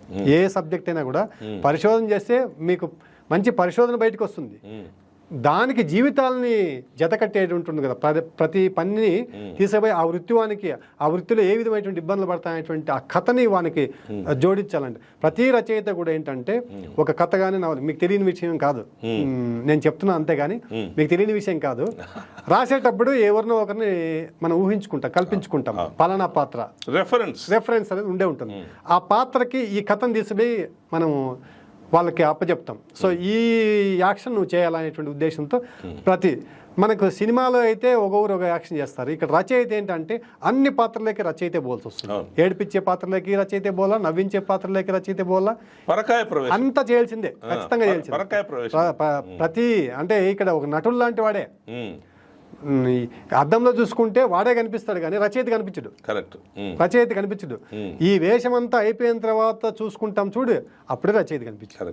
ఇది అయిపోయేటప్పటికే, నవల అయిపోయేటప్పటికే తాననేటువంటి వాడు ఉండడు. అందుకోసమే ప్రతి రచయిత నా దృష్టిలో ఒక డాక్టర్ లాంటి వాడే. వైద్యం చేయడానికి సమాజంలో డాక్టర్ ఎట్లా ఉంటాడో ఈ రచయిత కూడా, ప్రతి రచయిత కూడా నా దృష్టిలో ఒక వైద్యం అంటే ఎంతో కొంత సమాజాన్ని బాగుపరచాలనే ఉద్దేశంతోనే రాస్తాడు రచన.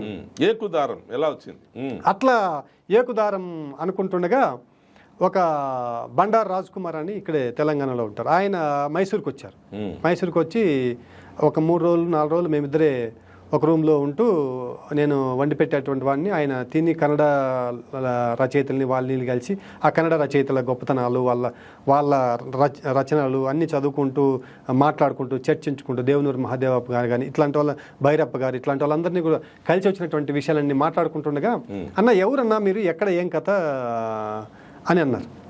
అంతకుముందు నాకు ఎంతో కొంచెం పాక్షికంగా పరిచయం ఉన్నా కూడా 2-3 రోజులు కలిసి ఉన్నది అదే ఫస్ట్. అప్పుడు అడిగితే నేను చెప్పాను అంటే, అన్న స్టోరీ అంతా చెప్పండి ఎట్లా అంటే, ఈ చరిత్ర అంతా చెప్పుకుంటూ వచ్చాను.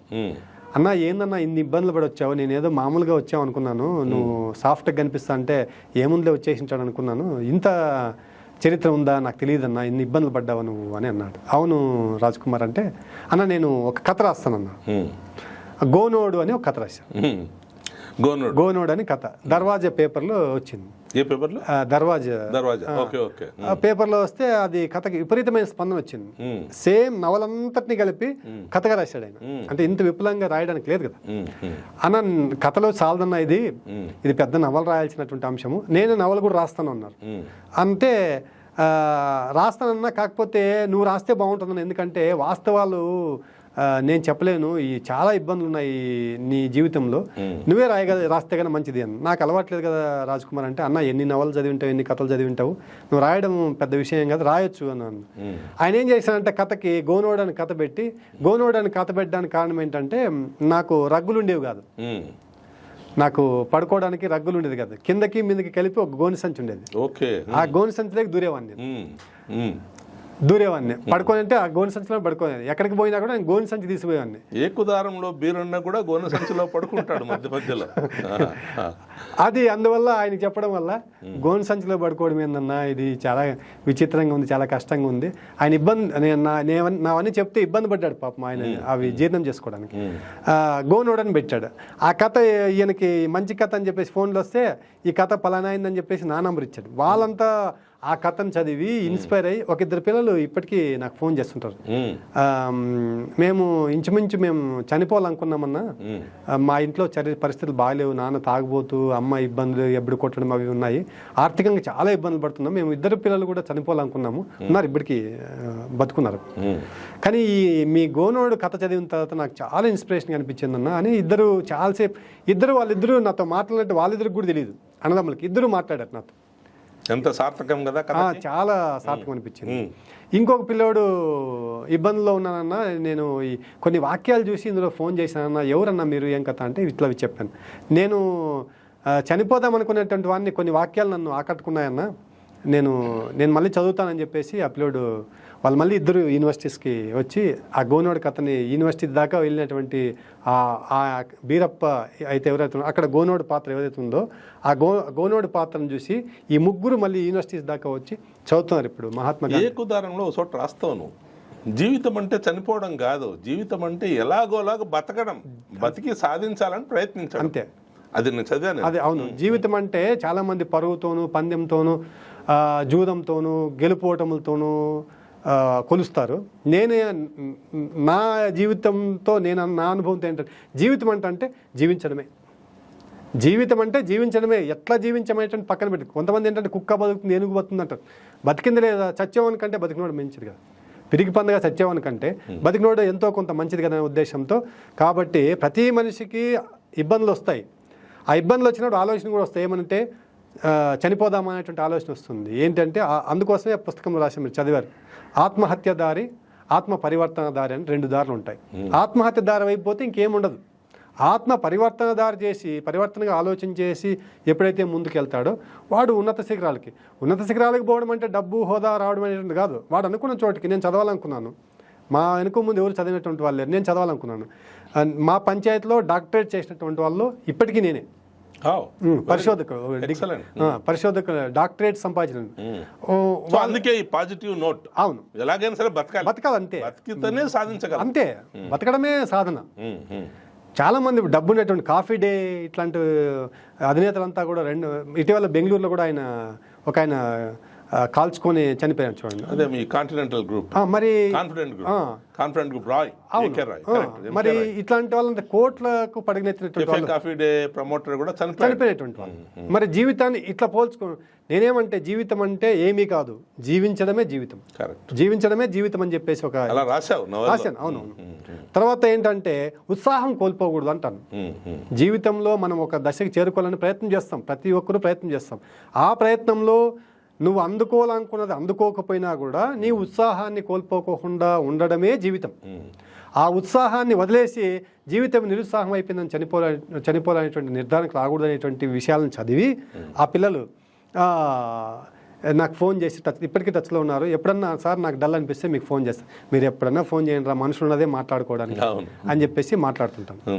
అది అట్లా ఆలోచన వచ్చి ఏకుదారం నువ్వు రాయాలని చెప్పేసి కానీ ఆ పేరు ఎలా తట్టింది ఏకుదారం. ఇప్పుడు మనం ఆలోచన చేస్తే కనుక ఏకేటువంటి వాళ్ళు ఉన్నిని గొర్రెల బొచ్చుని మొదట కత్తిరిస్తారు, గొర్రె బొచ్చు అంతా కత్తిరిస్తారు. కత్తిరించిన ఆ తుప్పట జుబ్బర్లో ఆ బొచ్చులో పల్లేరు ముళ్ళు అంట. జుబ్బరా అనే పదం జుబ్బరా అంటే ఏంటి ఆలోచన చేశాను. బొచ్చు తుప్పట జుబ్బరా ఇట్లా అంటారు. సో ఇందులో ఈ కొన్ని పల్లేరు ముళ్ళు అంట, ఊబు ముండ్లు అంట, ఇట్లాంటి కొన్ని ముండ్లన్నీ కూడా గొర్రెకి ఒట్టికాయలు అని ఉంటాయి, అవి ఇట్లా వేస్తే కరుచుకుంటాయి, అంటుకుంటాయి. అవన్నీ కూడా ఈ గొర్రె బొచ్చులో కత్తిరించిన బొచ్చులో ఉంటాయి అనమాట. వాటిని ఒక దెబ్బ ఉంటుంది, ఎదురు దెబ్బ, దానికి ఒక వింటినార్ అని ఉంటుంది. ఆ దెబ్బ దాన్ని పెట్టి ఇట్లా కొడితే దెబ్బ అని కొడితే అట్లా ఒడికినట్లు చేస్తే ఆ గుడ్డగా ఉన్నటువంటి ఈ ఉన్ని ఏమైతే ఉందో అదంతా చిల్ల పాయలుగా అయిపోయి ఆ ముళ్ళు అన్ని పక్కకి వెళ్ళిపోతాయి. దాన్ని తీసుకునేసి ఆ ఉన్నిని తీసుకునేసి దాన్ని ఒడికి దారం చేసి వార్పుగా కట్టి మళ్ళీ గొంగడిగా తయారు చేస్తారనమాట. సో ఇది క్రమం. ఏకుతారు కాబట్టి దారం ఉంది, ఏకు దారం. జీవితం కూడా దారం లాంటిదే అని నా భావన. జీవితం కూడా దారం లాంటిదే. ఒక కొన దొరుకుతుంది, రెండో కొన ఎదుర్కొంటూ పోవడమే జీవితం. రెండో కొన దొరికేటప్పటికి అయిపోయింది. అద్భుతం. అది ఏకుదారం. మొదటి టైటిల్ అనుకున్నాను, టైటిల్ అనుకొని రాశాను. రాసి మొత్తం పూర్తి చేసిన తర్వాత మదన్ మోహన్ రెడ్డి అని మా విద్యార్థి ఇప్పుడు సెంట్రల్ యూనివర్సిటీలో పిహెచ్డి చేస్తున్నాడు, ఆయనకి పంపించాను. పంపిస్తే సార్ అప్పటి వరకు నా బ్యాక్గ్రౌండ్ ఆయనకు కూడా తెలియదు. సార్ ఏంది సార్, ఎవరు సార్ రాసింది ఇది? నేనప్పా అని అంటే, నేను మాతో ఫ్రెండ్లీగా ఉంటే మామూలుగా వచ్చారులే అనుకున్నాను సార్. ఏంది సార్ ఇన్ని ఇబ్బందులు పడి వచ్చారు మీరు? ఏడ్చాడు వాడు. ఆ నవల చదివి నాకు చాలా చోట్ల నేను రాత్రిలో ఏడ్చాను సార్, నాకు చాలా ఇబ్బంది అనిపించింది. రాయండి సార్, ఇబ్బంది లేదు, బ్రహ్మాండంగా ఉంది, నిలబడుతుంది ఇది అన్నారు. మొదటి ప్రేక్షకుడు అతనే, మదన్ మోహన్ రెడ్డి అని. చదివి బాగున్న తర్వాత నేను మొట్టమొదటి చదువు ఆయనే ఆయన చదివి అభిప్రాయం చెప్పమన్నాను.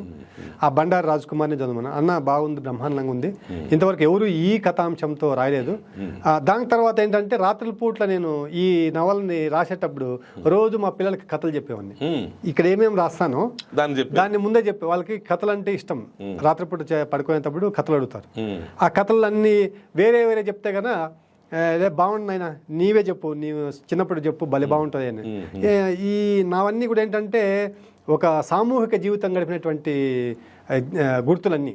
ఆ సామూహిక జీవితంలో ఎవరెవరు తెలిసో తెలియకుండా చేసేటువంటి అమాయకంతో చేసేటువంటి హాస్యం అంతా కూడా అందులో ఉంటుంది. అవన్నీ చెప్పేటప్పటికి వీళ్ళు పూర్తిగా నవ్వేటువంటి వాళ్ళు, ఇన్స్పైర్ అయ్యేటువంటి వాళ్ళు, కథలు చెప్పు అనేటువంటి వాళ్ళు. అవన్నీ నేను చెప్తూ ఈ నవల కూడా డెవలప్ చేశాను అనమాట. ఇటు కథగా పిల్లలకి చెప్పడము, వాళ్ళు అన్నారు నాయన నిజంగా ఇన్ని ఇబ్బందులు పడ్డావు నువ్వు, ఇన్ని ఇబ్బందులతో కూడుకున్న కథలు మాకు చెప్తున్నావు, ఇవన్నీ రాస్తే గొప్ప సినిమా అవుతుంది అని ఎప్పుడు చెప్పేవాళ్ళు. పిల్లలకు కూడా స్ఫూర్తి అన్నమాట, చాలా స్ఫూర్తి. ఈ కథలు వాళ్ళకి చాలా ఇష్టం. తర్వాత మొదట తెలుగులో ఒక సామెత ఉండేది, అక్కడ కాస్త వాళ్ళు నెగటివ్గా చెప్పినా నీ గురించి పాజిటివ్గా చెప్పచ్చు. ఏకై వచ్చిన వాడు మేకై కూర్చున్నాడు. ఇక్కడ మేకు నెగటివ్ కాన్వర్టేషన్ కాదు, ఇది కాస్త బలంగా దృఢంగా. నువ్వు ఆ ఉస్తువారి అని రాసావు కిలారిలో, ఉత్పత్తి వృత్తుల ఉస్తువారి అంటే దృఢత. యాక్చువల్గా తెలుగులో చాలా మంది ఉస్తువారి అనే పదాన్ని మర్చిపోయారు. ఓకే, ఎనివే ఇప్పుడు ఏకుదరానికి వస్తే ఏకుదారంలో నువ్వు చెప్పావే మా ఊర్లో చదువుకున్న వాళ్ళు చాలా తక్కువ అని. సంజన్న 6వ తరగతి వరకు మాత్రమే చదువుకున్నాడు, కానీ లెక్కలు బాగా చేస్తాడు, అవన్నీ ఉన్నాయి. కానీ తాగుడుకు అలవాటు పడి ఆ వ్యసనం వల్ల చెడిపోతాడు. అవును సార్. కానీ సంజన్న చెడిపోయిన ముత్యాలు ఆయన భార్య పిల్లల్ని పాపం ఎలాగో అలా పెంచి పెద్ద చేయాలని చాలా కష్టపడుతుంది. అందులో బీరన్న కూడా ఒకడు. బీరన్న స్కూల్కి వెళ్ళేందుకు వాడు ఆకలికి తట్టుకోలేక స్కూల్లో భోజనం పెడతాను వెళ్తాడు. బీరన్నకు నీకు కొన్ని పోలికలున్నా ఈ ముత్యాలు సంజన్న పాత్ర కూడా చాలా స్ట్రాంగ్ క్యారెక్టర్స్. అవేంటి నీ నిజ జీవితంలో ఎక్కడైనా చూసావా? ఏంటి రెఫరెన్స్ ఏమైనా ఉన్నాయా? ఏంటంటే సార్, ఒక పాత్రని అనుకున్నప్పుడు ఎవరికి ఈ పాత్ర బాగా పట్టుకుంటుంది, ఎవరైతే దీనికి న్యాయం చేస్తారనేటువంటి ఒక ఆలోచన రచయితకు ఉంటుంది. ఆ పాత్రను రాసేటప్పుడు ఎవరో ఒకరు మనకి స్పృహలో ఉండాల. వాళ్ళ రూపురేఖలన్నీ మన ముందు ఉంటే తప్ప మనము రాయలేం. పాత్ర ఇమాజినేషన్ కంటే కూడా కాస్త రెఫరెన్స్ ఖచ్చితంగా ఉండాలి సార్, ఖచ్చితంగా ఉండాల్సిందే. ఇప్పుడు ఏదో ఒక పాత్ర రాయాలంటే మన ప్రతాప్ రెడ్డి గారు అయితే బాగుంటారు అనిపించింది అనుకోండి, పూర్తిగా ఆయన నడక కానీ, ఆయన ఎక్కడెక్కడ తిరిగేది కానీ, ఆయన ఎవరికైనా దానం చేసేది కానీ, ఇవన్నీ కూడా ఆయన దృష్టిలో పెట్టుకుంటాం అన్నమాట. ఆ పాత్రని పూర్తిగా ఆయనకు అప్పచెప్పేస్తాం. అప్పచెప్పినప్పుడు ఆయన ఏమేమి చెప్తాడో, ఏమేమి చేస్తాడో అవన్నీ కూడా మనం కథగా అల్లుకుంటాం. ఇక్కడ ఏంటంటే సంజన్న ముత్యాలప్ప అనేటువంటిది ఏమైతే ఉందో, వీళ్ళిద్దరు ముత్యాలమ్మ సంజన్న, వీళ్ళిద్దరు ఏంటంటే ముత్యాలప్ప మీ నాన్న పేరు, మా నాన్న పేరు ముత్యాలమ్మ, ఇందులో క్యారెక్టర్ పేరు ముత్యాలమ్మ, ఇక్కడ ఆడపాత్ర ముత్యాలమ్మ. ఇక్కడ ఏంటంటే చాలా ఉత్పత్తి కులాల్లో ఈ పశువుల కాపర్లు కావచ్చు, గొర్రెల కాపర్లు కావచ్చు, కుండలు చేసేవాళ్ళు కావచ్చు, ఆచారాలు కావచ్చు, బంగారు పని చేసేవాళ్ళు, ఈ వడ్రంగి కానీ ఈ పనులు చేసేవాళ్ళు అందరూ కూడా వాళ్ళ కుటుంబాల్లో పనిచేసేటువంటి వాడు మగవాడైనా కూడా కుటుంబ పాలనంతా కూడా స్త్రీ చూసుకుంటుంటుంది. మనకు కనిపించేటువంటిది పనిచేసేటువంటి అతనే కనిపిస్తాడు, కానీ కుటుంబాన్ని గుట్టు చప్పుడు కాకుండా బాధ్యతగా నెట్టుకొచ్చేటువంటి పాత్ర మాత్రం ఇంటి గుట్టు ఇల్లాలికి ఎరుగు అన్నట్టుగా ఆమె ఎన్ని ఇబ్బందులు పడుతుందో ఎవరికి తెలియదు.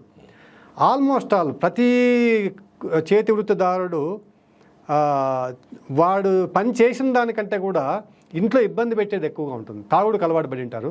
దాంట్లో ఉంది తాగుడు చట్టం. ఎందుకు నువ్వు కంబలు వేస్తున్నావు అంటే కంబలు వేసేదే తాగే చట్టం కోసం. కానీ రోజు సంజన్న తాగొచ్చి ముత్యాలను జుట్టు పట్టుకొని ఈడ్చి కొట్టినా కూడా ఆమె ఎక్కడ సహనం కోల్పోదు. పిల్లలను పెద్ద చేసి వాళ్ళ అభివృద్ధిలోకి రావాలనే ఒక దృఢమైన నిశ్చయం ఆ నవలలో కనిపిస్తుంది. అవునవును. ఆ ముత్యాలమ్మలో ఏంటంటే ఇప్పుడు ఈయన తాగ కొడుతున్నాడు, నేను ఇంటికి వెళ్ళిపోవడానికి లేదు, ఇప్పుడైతే నువ్వు కొడితే నేను పడి ఉండాల్సిన అవసరం లేదనేటువంటి భావన ఇప్పుడు వచ్చింది. అప్పట్లో మనం చూసుకుంటే కన్నా ఎంత కొట్టినా కూడా వదిలిపెట్టిపోయేటువంటి వాళ్ళు అన్నలు ఉన్నా కూడా చెడి శరీరాల ఇంటికి పోకూడదు, చెడు శరీరాల ఇంటికి పోకూడదు అనేటువంటిది అప్పుడు ఇప్పుడు కూడా ఉంది, మనం తక్కువగా చూస్తాం అనేటువంటిది. కాబట్టి ఆ పాత్ర అనేటువంటిది ముత్యాలమ్మే ఇందులో హీరో. ఎందుకంటే దీని మీద మిగిలి నెగ్గిన పోగు అనేటువంటి ఒక వ్యాసం రాశారు నర్సిరెడ్డి గారు, యామలపల్లి నర్సిరెడ్డి గారు అని రాశారు. ఆయన అంటారు, ఎంత శక్తివంతమైన పాత్ర, ఇట్లాంటి ఇల్లాలు కూడా ఉందా ఇప్పటికీ కూడా, ఆమె కనిపిస్తే పాదాలకు నమస్కారం చేయాలని అనిపిస్తుంది నాకు అని చెప్పేసి ఆయన అన్నారు. నిజమే. ఎందుకంటే ఇన్ని ఇబ్బందులతో ఆ భర్త తాగుబోతాయి, రోజు దెబ్బలు కొట్టినా కూడా ఆ దెబ్బలు తట్టుకొని పిల్లలకి తిండి పెట్టేటువంటి శక్తి లేకపోయినా కూడా ఏదో రకంగా ఇబ్బందులు పడి ఆమె పనికి పోవాలంటే రాత్రంతా భర్త కొట్టింటాడు, అయ్యే పని కాదు. తిండి ఉండదు, దెబ్బలు పడి ఉంటాయి, శరీరం అలిసిపోయింటుంది, అయినా పనికి వెళ్తాను. పనికి పోయడానికి లేదు, లేవగానే మళ్ళీ పోనీకి కొడవలి కూడా ఉండదు. కంకులు కోయాలంటే పొలానికి కొడవలు లేకపోయినా కూడా వేరే వాళ్ళ దగ్గర తీసుకెళ్ళి వెళ్తుంది. ఏదో వచ్చినటువంటి పిల్లలకి తిండి పెట్టచ్చు కదా అనేటువంటి ఆలోచనతో ఆమె ఆ ముత్యాలమ్మ పాత్ర అనేటువంటి పాత్ర ఈ పిల్లలను తీర్చిదిద్దడానికి శాయశక్తిలో పనిచేస్తుంది. అట్లాంటి శాయశక్తిలో ప్రయత్నం చేసేటువంటి ఆ ముత్యాలమ్మ పాత్రకి అనుకోకుండా పిల్లలు కూడా చెడుదారిని పట్టేటప్పటికే ఆమె జీవితము అంధకారంలోకి పడిపోతుంది. భర్తతో ఇన్నేళ్ళు ఇట్లా ఇబ్బంది పడితే మళ్ళీ చేతికొచ్చేటువంటి పిల్లలు వీళ్ళ కోసమే నేను బతికింది. ఒక బండ్లో భర్త తాగి పడిపోయి ఉంటే వచ్చేటప్పుడు ఆమె అంటుంది, పిల్లల్ని చూసుకుని నేను బతుకుతున్నాను రా, లేకపోయింటే ఎప్పుడో చచ్చిపోయిన దాన్ని అని చెప్పేసి ఆమె అంటుంది. సో కాబట్టి ఏంటంటే పిల్లల్ని పెంచి పెద్ద చేయడానికి, పిల్లల్లో తమ భవిష్యత్తుని భావించుకొని భవిష్యత్తు బాగుంటుంది, నా భవిష్యత్ నా జీవితం ఇట్లా అయిపోయింది, పిల్లల భవిష్యత్తున బాగుంటుందనే ఉద్దేశంతో ఆమె బతుకుతుంటుంది కదా. ఎట్లయినా చదువుకోరా అని బీరన్నతో చెప్తుంది ఆమె. ఎట్లయినా నువ్వు చదువుకోవాలప్ప, మొదట బతకండి రా అంటున్నాను. నేను రాశాను మొదట్లో జీవితంలో బతకంటే జీవితం అంటే జీవించడమే అని ఆమె అంటుంది. ఆమె ఫిలాసఫీ అది. మీరు ఎట్లో గట్ల బతకండి రా, బతకండి, బతికిన తర్వాత మీరు ఎక్కడున్నా నా బిడ్డలే, బతకండి అంటుంది. అది కాబట్టి నాకు ఏకుదారంలో ముత్యాలమ్మ పాత్ర అద్భుతమైన పాత్రగా నాకు అనిపించి, ఇందులో ఏంటంటే ఈ చేతివృత్తుల సంతకం అంటే ఏకుదారంలో ప్రత్యేకించి పాత్రలు పలానా వాళ్ళు అనేటువంటిది కాకపోయినా కూడా ప్రతి పాత్రకి ఒక ప్రాశస్త్యం ఉంది, ప్రతి పాత్ర ఒక నలిగిన పాత్ర. అది నా జీవితంలో జరిగిందా, ఇంకొంతమంది జీవితంలో జరిగిందా, వాళ్ళు అదే పాత్రలా కాదనేటువంటి పక్కన పెడితే మొత్తానికి అందరూ ఇబ్బందులు పడినటువంటి వాళ్ళే. ఆ ఇబ్బందుల నుంచి ఏ విధంగా బయటపడ్డారనేటువంటిదే ఈ ఏకుదార. ఇంకొక పాత్ర ఉంది కదా, కంబళ్ళన్నీ అమ్ముకోవడానికి పోయి పారిపోతాడు పక్కన మన సీమప్ప అనేటువంటి సీమప్ప అనే పాత్ర. కంబళ్ళన్నీ కూడా అంటే అది కూడా ఏంటంటే అది అన్ని వృత్తులకి సంబంధించింది, అది కేవలం కంబళ్ళకి సంబంధించింది కాకుండా ఒక కుండలు చేసేవాడు ఉంటాడు అనుకోండి, లేదంటే ఇంకేవో గొర్రెలు గుంటకులు చేసేవాడు ఉంటాడు అనుకోండి. వాళ్ళంతా ఏం చేస్తారంటే పని చేస్తారు పగలంతా, ఆ పని చేసిన పనికి డబ్బులు ఇచ్చేటువంటి వాళ్ళు ఉండరు, ఎప్పుడో నెలకి ఇస్తామనో 2 నెలలకి ఇస్తామని చెప్తుంటారు. ఈ మార్కెట్ లేదు, లేదు అసలు లేదు. దీన్ని ఒకడు క్యాష్ చేసుకుంటుంటాడు, వాని దగ్గరికి తీసుకొని పోయి అన్న ఇవి తీసుకోండి అంటే ఏ వద్దుపోయా దళారీ లాగా ఉంటాడు. వాడు కూడా అదే కులంలో వాడు అయింటాడు, వాడు క్యాష్ చేసుకోవడానికి నా దగ్గర డబ్బులు లేకపోయా నువ్వు వెనక్కి తీసుకుంటాడు. అయ్యో ఎంతో కొంత ఇవయ్యా 10 రూపాయలు 5 రూపాయలు అని చెప్పి ఇచ్చేస్తాడు. ఆ కంబళి నేసిన దాన్ని వానికి అప్పచెప్పేసి 5 రూపాయలు తీసుకొని పోయి తాగేసి ఎక్కడో చోట పడిపోతాడు. ఈమె పొద్దున్న లేచిన నుంచి సరి రుబ్బి చింత విత్తనాలతో సరి రుబ్బుతారు. సరి రుబ్బి ఆ ఏకి సరి అనే పదానికి అర్థం ఏంటి? సరి అంటే ఏంటంటే మనం ఏది రాగి జావా చేస్తాం కదా, రాగి జావా కానీ లేదంటే ఊరిబిండి అంటాం మనం, చట్నీ ముందంతా చట్నీని మనం ఊరిబిండి అనేటువంటి వాళ్ళు. ఈ చింత విత్తనాలు ఉంటాయి కదా, చింత విత్తనాలు, ఆ విత్తనాలని బాగా గుండు కింద రుబ్బి కాగబెడతారు. ఊరిబిండి అనేది మనం పాడే పదం, మనం వాడే ఊరిబిండి అంటారు. ఊరగాయ మిగతా వాళ్ళు ఊరగాయ అంటారు, మనం ఊరిబిండి అంటాం. కరెక్ట్. సో ఈ కన్నడంలో దీంట్లో బాగా నిప్పుల మీద బాగా ఉడికిస్తారు, ఉడికిచ్చి అది జిగటగా అయ్యేదాకా కాగబెడతారు. కాగబెట్టిన తర్వాత జిగట అయిన తర్వాత చూస్తారు, పాకబట్టినప్పుడు మనం ఎట్లయితే ఉంటుందో గట్టిగా కాకోకుండా చూసి దాన్ని దింపేస్తారు. దింపేసి దాన్ని వార్పు కట్టింటారు. ఆ పాకం లాంటి దాన్ని సరి అంటారు. ఆ సరిని ఈ వార్పుకి రాస్తారు. ఇంకా దాంట్లో మనం పడుగు పేక అన్ని సార్ జీవితం మనం పడుగు వార్ప్ అనే పదము, వార్పు అంటే ఏంటంటే ఇంగ్లీష్ లోనూ ఉంది, తెలుగులో కూడా మనం వార్ప్ అనే అంటాం. వార్పు ఇట్లా పరిచి దాన్ని వార్పు అంటాం. దాన్ని సరిబూస్తారు. సరిబూసి దారం తెగిపోకుండా ఉండడానికి సరిబూస్తారు.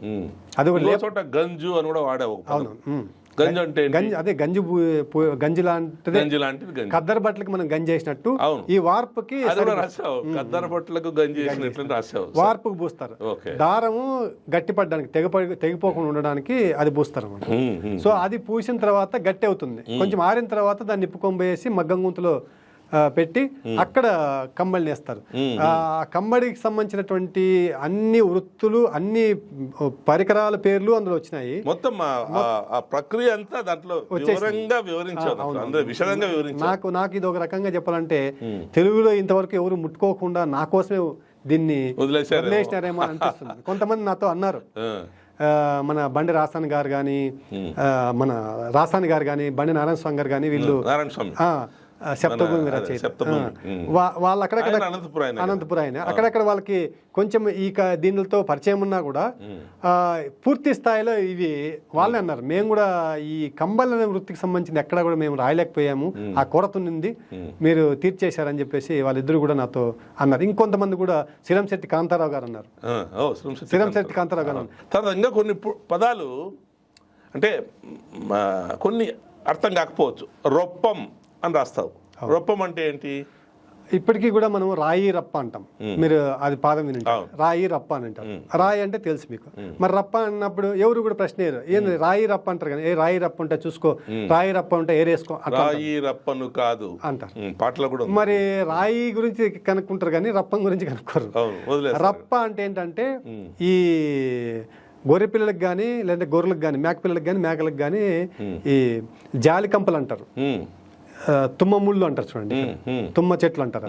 ఆ తుమ్మ చెట్లని కోస్తారు, ఆకంతా తిని కాయలు కూడా తింటాయి, కొన్ని చిన్న చిన్న కొమ్మలు కూడా లేత కొమ్మలు కూడా తింటాయి. అవి తిని వదిలేసినటువంటి ముళ్ళతో కూడుకున్నటువంటి కంపలు ఉంటాయి కదా, దాన్నంతా అట్టంలాగా పేరుస్తారు.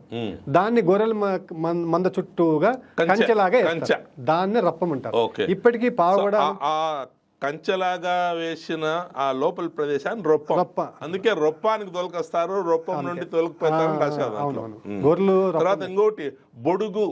బొడుగు అంటే గొర్రెకి కాకోకుండా, ఇప్పుడు గొర్రె అంటే ఆల్రెడీ ఈనింటుంది, పిల్లలు ఈనింటే గొర్రె, ఇంకా అది ఈనుకోకుండా ఉంటే అది బొడుగు. బొడుగు కొదమ ఇట్లా చెప్తాం. కొంచెం పాలు తాగి వదిలేసి ఉంటుంది. బొడుగు అంటే పాలు తాగి వదిలేసి మేత మేయడానికి పోయేదాన్ని బొడుగు అంటాం. కొదమ గాని బొడుగు గాని అంటాం. అవి మేతకు పోతాయి. కొదమ సింగం అన్నట్టు కొదమ బొడుగు. సో అది తర్వాత ఇది కుంతి. కుంతి అంటే అదే ఈనిగలాగా.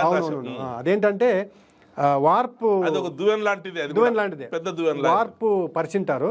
పరిచిన వార్పుకి సర్రి లేపనం చేసి ఒక చోటే ఎక్కువ అవుతుంది కదా పూసినప్పుడు, దాంతో ఆ కుంతితో ఇట్లా ఈడ్చుకోబోతారు, ఎక్కడ ఎక్కువ తక్కువ లేకుండా ఒక ఈవెన్ గా డిస్ట్రిబ్యూట్ చేసేదానికి దాన్ని అలా లాగుతారు. కుంతి అంటే భారతంలో ఈ కుంతి మనం మాత్రం వాడతాం అంతే. అవును, వేరే అది కాకుండా ఏమైనా ఏమో సిగ్గా ఉన్నాడే అని రాస్తా ఒక చోట. సిగ్గా అంటే సిక్ అనే దాన్ని పాల్మాన్నాడు. అవును, వ్యాధి వచ్చింది లేదా జబ్బు చేసి, అవును, ఏం పాలిమాలినాడు, ఏం సిగ్గా ఉన్నాడు అంటారు. మా పెనుగొండ హిందూపురం ఆ ప్రాంతంలో కొంచెం మెత్తగా ఉంటే గన, డల్ గా ఉంటే గన, ఏం సిగ్గా ఉండవు, బాగాలేదేమే అనేదాన్ని అట్లా చెప్తారు. సిక్ అనేదాన్ని. సిగ్గు చాలా దగ్గర సంబంధాలు, చాలా పదాలు ఇప్పుడు ఉపయోగించడం లేదు. అవును, లేదు, మర్చిపోతున్నాను. నేను ఇంకోటి కురుబోలను కుషిద్దం అంటారు, అదే మీరు అడుగుతాను. అందులో ఈ కుషిద్దం అంటే ఏంటి అంటే ఇక్కడ కుషిద్దం అంటే ఏమంటే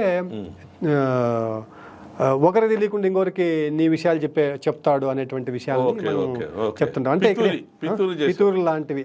ఇక్కడ ఏంటంటే వాడు కూర్చొని ఒక కంసల దగ్గర కూర్చొని నా కులం గొప్పది అనేటువంటిది ఒకరు చెప్తుంటారు. రెడ్డేమో నేను అట్లా అని చెప్తే ఇంకొక కంసలు ఎవరుకోండయా నువ్వు రెడ్డి. చాలా బాగుంది. అందులో ఒక్కొక్క కులం వాళ్ళు ఎంత ఇండిస్పెన్సబుల్ ఫర్ ద సొసైటీ అనేది ఎక్స్ప్లెయిన్ చేయడంలో ఒక మ్యూచువల్ అండర్స్టాండింగ్ లేకపోతే ఎవరంతా వాళ్ళు విడివిడిగా చేస్తే సమాజం ముందుకు పోదు అనేది ఆ సంభాషణలో చాలా బాగా కంసాలి వాడు చెప్తాడు, ఈ కురుబాని చెప్తాడు, ఒక రెడ్డి చెప్తాడు, వీళ్ళందరూ మాట్లాడే మాటల్లో అది బాగా ద్యోతకం అవుతుంది. అవునవును. అందుకే వాడు అంటాడు, ఏమయ్యా మీరు రెడ్డి నువ్వు వ్యవసాయం చేయాలంటే కర్రు కానీ ఏదైనా తొట్టేయాలంటే నేను ఉండాలా, నేను లేకుండా నువ్వు ఎట్లా వ్యవసాయం చేస్తావయ్యా, గొర్రు కానీ గుంటకు కానీ నేను రెడీ చేస్తాను. నువ్వు ఇంకొక పదం మీద వాడావు, గుంటుక, ఇంకొక పదం కాతో రాసావు, అది గుంటుక గొర్రు అని వస్తాయి. సో అవి చేయించేటువంటి వాడు ఈ ఆచార్య కంసాల దగ్గరికి తీసుకొచ్చాడు. కర్రు మడక దున్నేదాని కోసం కర్ర అవసరం కదా, అవి నేను చేయకపోతే నువ్వు ఎట్లా మడక దున్నుతావని వాడంటాడు. నువ్వు ఊరుకోండయ్యా, నువ్వు ఒకటే కాదు, మేము గొర్రెలు దొరకపోతే రెడ్డి పంట ఎట్లా తీస్తాడని ఒకడు అంటాడు. యాదవుడు నేను ఆవులు దొరకపోతే నువ్వు ఎట్లా చేస్తావు అంటాడు. తర్వాత ఇంకొక మంచి విషయం వస్తాను దానికి, సొగిలినాయాలా అంటాడు ఆ జావరెడ్డి వాడిని తిట్టేటప్పుడు. ఈ సొగిలి నాయాలంటే సొగిలి అంటే ఏమర్థము? మా వైపు సొగిలి అంటారు సార్, అంటే కొంచెం తిక్కలుగా అంటాను కదా, మెంటల్ అన్స్టేబుల్ మైండ్, సొగిలి నాయాలు అంటారు. ఓకే, అదే సొగిలి. తర్వాత ముత్యాలమ్మ వాళ్ళ ఆయన రగడూరులో ఎక్కడో తాగి పడిపోయాడని వెళ్తుంది. బండిలో వెళ్ళేటప్పుడు బండి ఎద్దులకు ఒక మనిషి అడ్డంగా పడి ఉంటాడు, ఓనిలో పడి ఉన్నా అని రాస్తా. ఓని అంటే ఏంటి? ఓని అంటే ఏంటంటే సార్ ఒక వంక మాదిరిగా ఉంటుంది, సందులాగా ఉంటుంది, అటువైపు ఇటువైపు చెట్లు ఉంటాయి. ఓకే, ఒక వంకలాంటి దాన్ని వంకలో నుంచి మనం దిగి బండి పోవాలంటే ఒక దారి లాంటిది, అదే దాన్ని ఓని. అక్కడ పడిపోయింటాడు ఆయన, ఓని. అది ఓని. ఇంకొకటి శాఖన. కళ్ళు తాగే చోట ఈ పంది మాంసం గురించి రాస్తూ శాఖన అని రాస్తావు. శాఖన అంటే పంది మాంసమే కాదు, అన్ని రకాల మాంసాన్ని ఈ కళ్ళు తాగే వాళ్ళు, సారాయి తాగే వాళ్ళ దగ్గర శాఖన అమ్మే వాళ్ళు కొంతమంది ఉంటారు. శాఖన అమ్మేటువంటి వాళ్ళు ముందు కొంతమంది గుగ్గిళ్ళు అమ్మేటువంటి వాళ్ళు, క్యారియర్లో గుగ్గులు వేసుకునేసి వాముల చుట్టూరా ఇండ్ల చుట్టూరా తిరిగేటువంటి వాళ్ళు, ఆ గుగ్గులు అమ్మే వాళ్ళకి శనక్కాయలు పెట్టడము, వాళ్ళతో గుగ్గిలు తీసుకోవడం, ఒడ్లు పెట్టడము, ఇట్లా చేసేటువంటి షాట్లు ఒడ్లు పెడతారు, గుగ్గిలు తీసుకుంటారు. గుగ్గులు ఉడికేసుకోవచ్చు వీళ్ళు, కానీ ఆల్రెడీ ఉడికేసినవి తీసుకొచ్చేటువంటి అమ్మేటువంటి వాళ్ళు శాఖన అమ్మేటువంటి వాళ్ళు. కళ్ళు తాగుతారు, ఆడ కళ్ళు పోపించుకుంటారు, ఇక్కడికి వచ్చి శాఖన ఒక రకమైన కబాబ్ లాంటిది. కబాబ్ లాంటి. అప్పుడు కబాబు మనకి అప్పుడు లేదు. అవును, శాఖన మాత్రం అట్ ద మోస్ట్ మా ఊర్లో దాన్ని కడ్డీసీయాలి అనేవాళ్ళు. కడ్డీలకి ఏదో గుచ్చి మాంసాన్ని, చికెన్ వాటిని కాస్త ఇది చేసి నిప్పుల మీద చేసి ఇచ్చేవాళ్ళు. ఈ శాఖన అనేది దాదాపు అలాంటిది. అవును సార్, ఈ పౌల్ట్రీ ఫార్మ్స్ వచ్చిన తర్వాత చికెన్ అందరికీ అందుబాటులో వచ్చి కబాబులు అన్ని పెరిగాయి. కానీ అప్పుడు మీకు కానీ నాకు కానీ మనలాంటి వాళ్ళకి ఏంటంటే సంవత్సరంలో ఒక రోజు 2 రోజులు తింటే అదే ఎక్కువ, మటన్ కానీ ఇవన్నీ కూడా. తర్వాత చాలా చోట్ల అంటే నీ పెంపకము, నీ మీద ఉన్న కన్నడ భాష ప్రభావం కనిపిస్తుంది. కునిసిద్దు అంటావు ఓ చోట. అంటే కునియడం అనేది మనము చిందేయడం తెలుగులో, గెంతడం. మాదిగ కెరే అంటాం, మాదిగ వాడను, హరిజన వాడను మాదిగ కెరే అని రాస్తావు. తర్వాత కెసరు అని రాస్తావు. అంటే కెసరు అనేది మామూలు బురదకు కాకపోయినా ఇక్కడ వేరే దీంట్లో కెసరు లాంటి కెసరు అని రాస్తావు. కెసరు అంటే ఏంటంటే గొర్రెల గుంపులో ఏం చేస్తారంటే ఒక గొర్రెని వాళ్ళే 4-5 మంది ఉంటారు. పొద్దున్నే కసరేస్తామనగా ఒక గొర్రెని పట్టుకుంటారు. ఆ గొర్రెని పట్టుకొని కోస్తారు, అక్కడే బతికిన గొర్రెని పట్టుకొని కోసి ఆ రక్తం అంతా దాంట్లో పట్టుకుంటారు. మళ్ళీ గొర్రెనంతా ఆ చర్మం తీసేసి అందులో ఈ పొట్టలో ఉన్నటువంటి కసరు ఉంటుంది, దీంట్లో ఆ జీర్ణాశయం ఉంటుంది కదా, అందులో ఆ మేసిందంతా కూడా ఆ కసరని తీసుకొని కొంచెము దీంట్లోకి రక్తంలోకి కలుపుకొని ఈ రక్తాన్ని ఆ కసరని రెంటిని కలిపి మందంతా చుట్టూ ఇట్లా విసురుతారు అనమాట. కొన్ని మూలికల్ని కలుపుతారు, మూలికలతో పొగ వేసి, అంటే రోగాలు రాకోకుండా గొర్రెలకు మంద బాగా అయ్యేదానికోసము ఇవి చేస్తుంటారు అనమాట. ఊర్లో వాళ్ళంతా వేరే రకంగా పండుగలు చేసుకుంటే గొర్రెలు కాసే వాళ్ళు గొర్రెలకు కసరు వేసుకుంటారు. నేను ఎందుకు చెప్పానంటే ఈ పదాలు చాలా వరకు ఆ కన్నడ ప్రభావం మీద ఉంది ఖచ్చితంగా. సో అనుకోకుండా అందులో వచ్చింది. అంతేకాకుండా ఈ మాండలికం ఉంది కదా, నువ్వు రాసిన మొత్తం నవలంతా మాండలికంలో నడుస్తుంది. పావుగడ, కళ్యాణదుర్గం, పెనుగొండ ఆ ప్రాంతాల్లో మనం మాట్లాడే తెలుగు భాష. ఇప్పుడు నేను రాసేటప్పుడు ఏ ప్రొద్దుటూరు, జమ్మలమూడు, కడప మాండలికంలో కొన్ని పాత్రలు మాట్లాడతాయి. ఇప్పుడు ఈ మొత్తం నవల ఊర్లో జరిగిందంతా ఆ మాండలికంలో రాశాను. కొన్నిసార్లు ఇప్పుడు నాలాంటి వాడికే తెలుగు కన్నడము వచ్చి రాయలసీమలో పుట్టి పెరిగినప్పుడు ఒక చోట రగడసీమ అని రాస్తాను, రాయలసీమ అని రగడసీమ అని రాసి, అది అక్కడ పుట్టి పెరిగిన వాళ్ళకి ఈజీగా అర్థం అవుతుంది.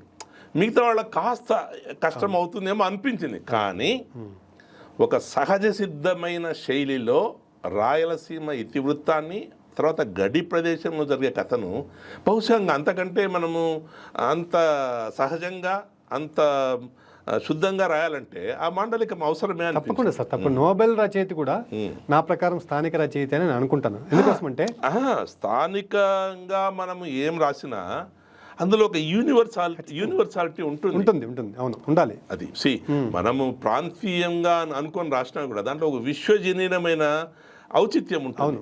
దాన్ని మనం తెలుసుకోవాలి చదివినప్పుడు. సో మాండలికంలో నువ్వు రాసిన తప్పని కాదు, కానీ కొంతమందికి చదవడానికి కాస్త ఇబ్బంది కావాలి. ఇది వచ్చింది సార్, ఇది వచ్చింది. చాలా మంది నాకు ఫోన్ చేసి చాలా బాగుందండి, అయితే మొదట ఒక 10 పేజీలు చదవడానికి మీ ఆశ ఏమైతే ఉందో అది మమ్మల్ని పట్టుకోవడానికి కొంత ఇబ్బంది పడుతున్నాము.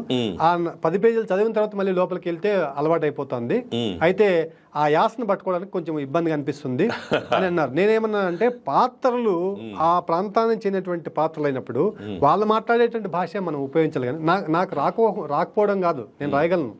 అయితే ఆ పాత్ర అంత నాగరికంగా నువ్వు మామూలుగా మాతో మాట్లాడేటప్పుడు మామూలు తెలుగులో మాట్లాడతాను.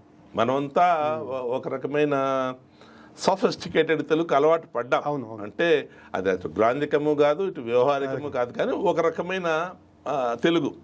అది కాకుండా మాండలికంలోకి వెళ్ళినప్పుడు అది కాస్త లోతుగా వెళ్తే అది కాస్త వైవిధ్యంగా వ్యత్యాసంగానే ఉంటుంది. దాన్ని తెలుసుకోవాలి మనం, ఏం చేయలేము దానికంటే.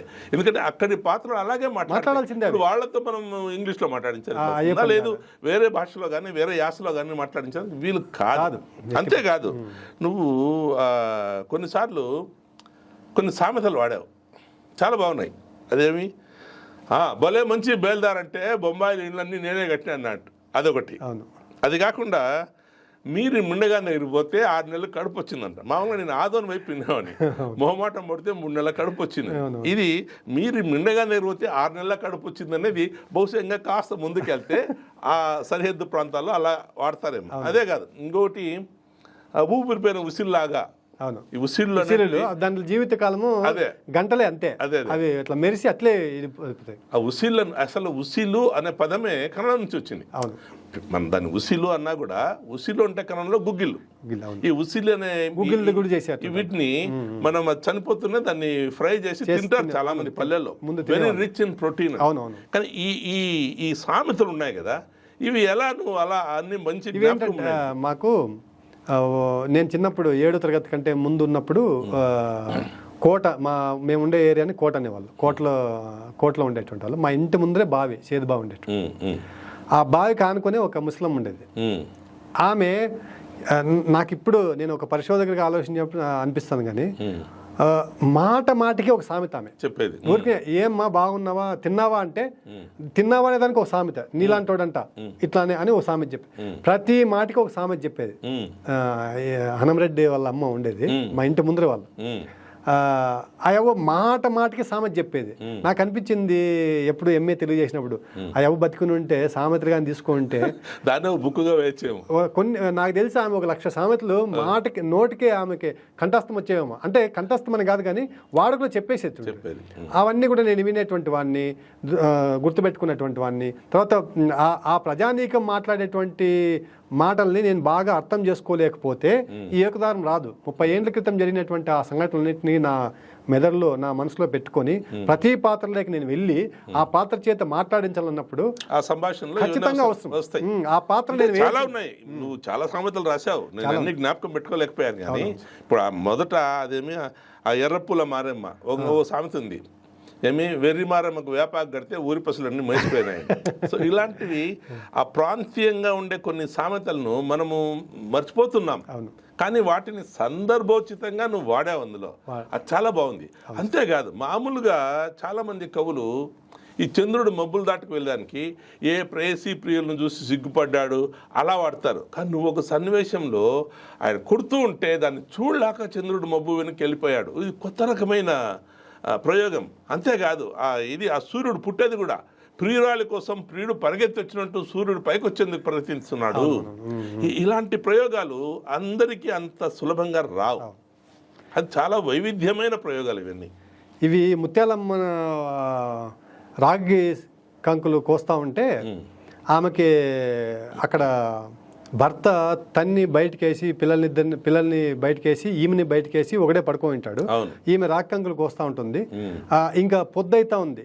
ఆ పొద్దయ్యేదాన్ని నేను ఎట్లా ఎక్స్ప్రెస్ చేయాలనేటువంటి ఆలోచన చేసినప్పుడు ఈయన పరిగెత్తి వస్తున్నాడు. ఈయన పొద్దైతుందని చెప్తే బాగుండదు కదా, పిల్లలు ఆకలితో ఉన్నారు.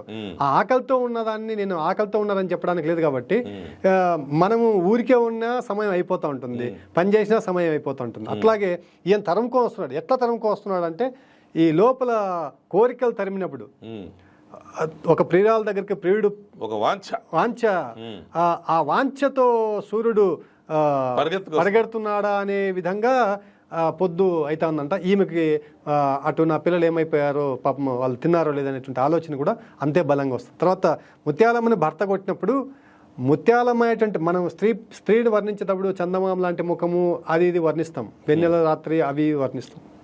అయితే ఇక్కడ ఒక స్త్రీకి సంకేతంగా ఉన్నటువంటి చందమామ ఈమె భర్త కొడతా అంటే ఆ దెబ్బలకి అడ్డు రాలేదు. కాబట్టి మీరు ఇంకా నేను చూడలేని ఈ దృశ్యాన్ని నేను వెళ్ళిపోతానని చెప్పేసి చిన్నగా, అది కొత్త రకమైన ప్రయోగం. మొదట నేను ఎప్పుడు చదవలేదు. అవునవును.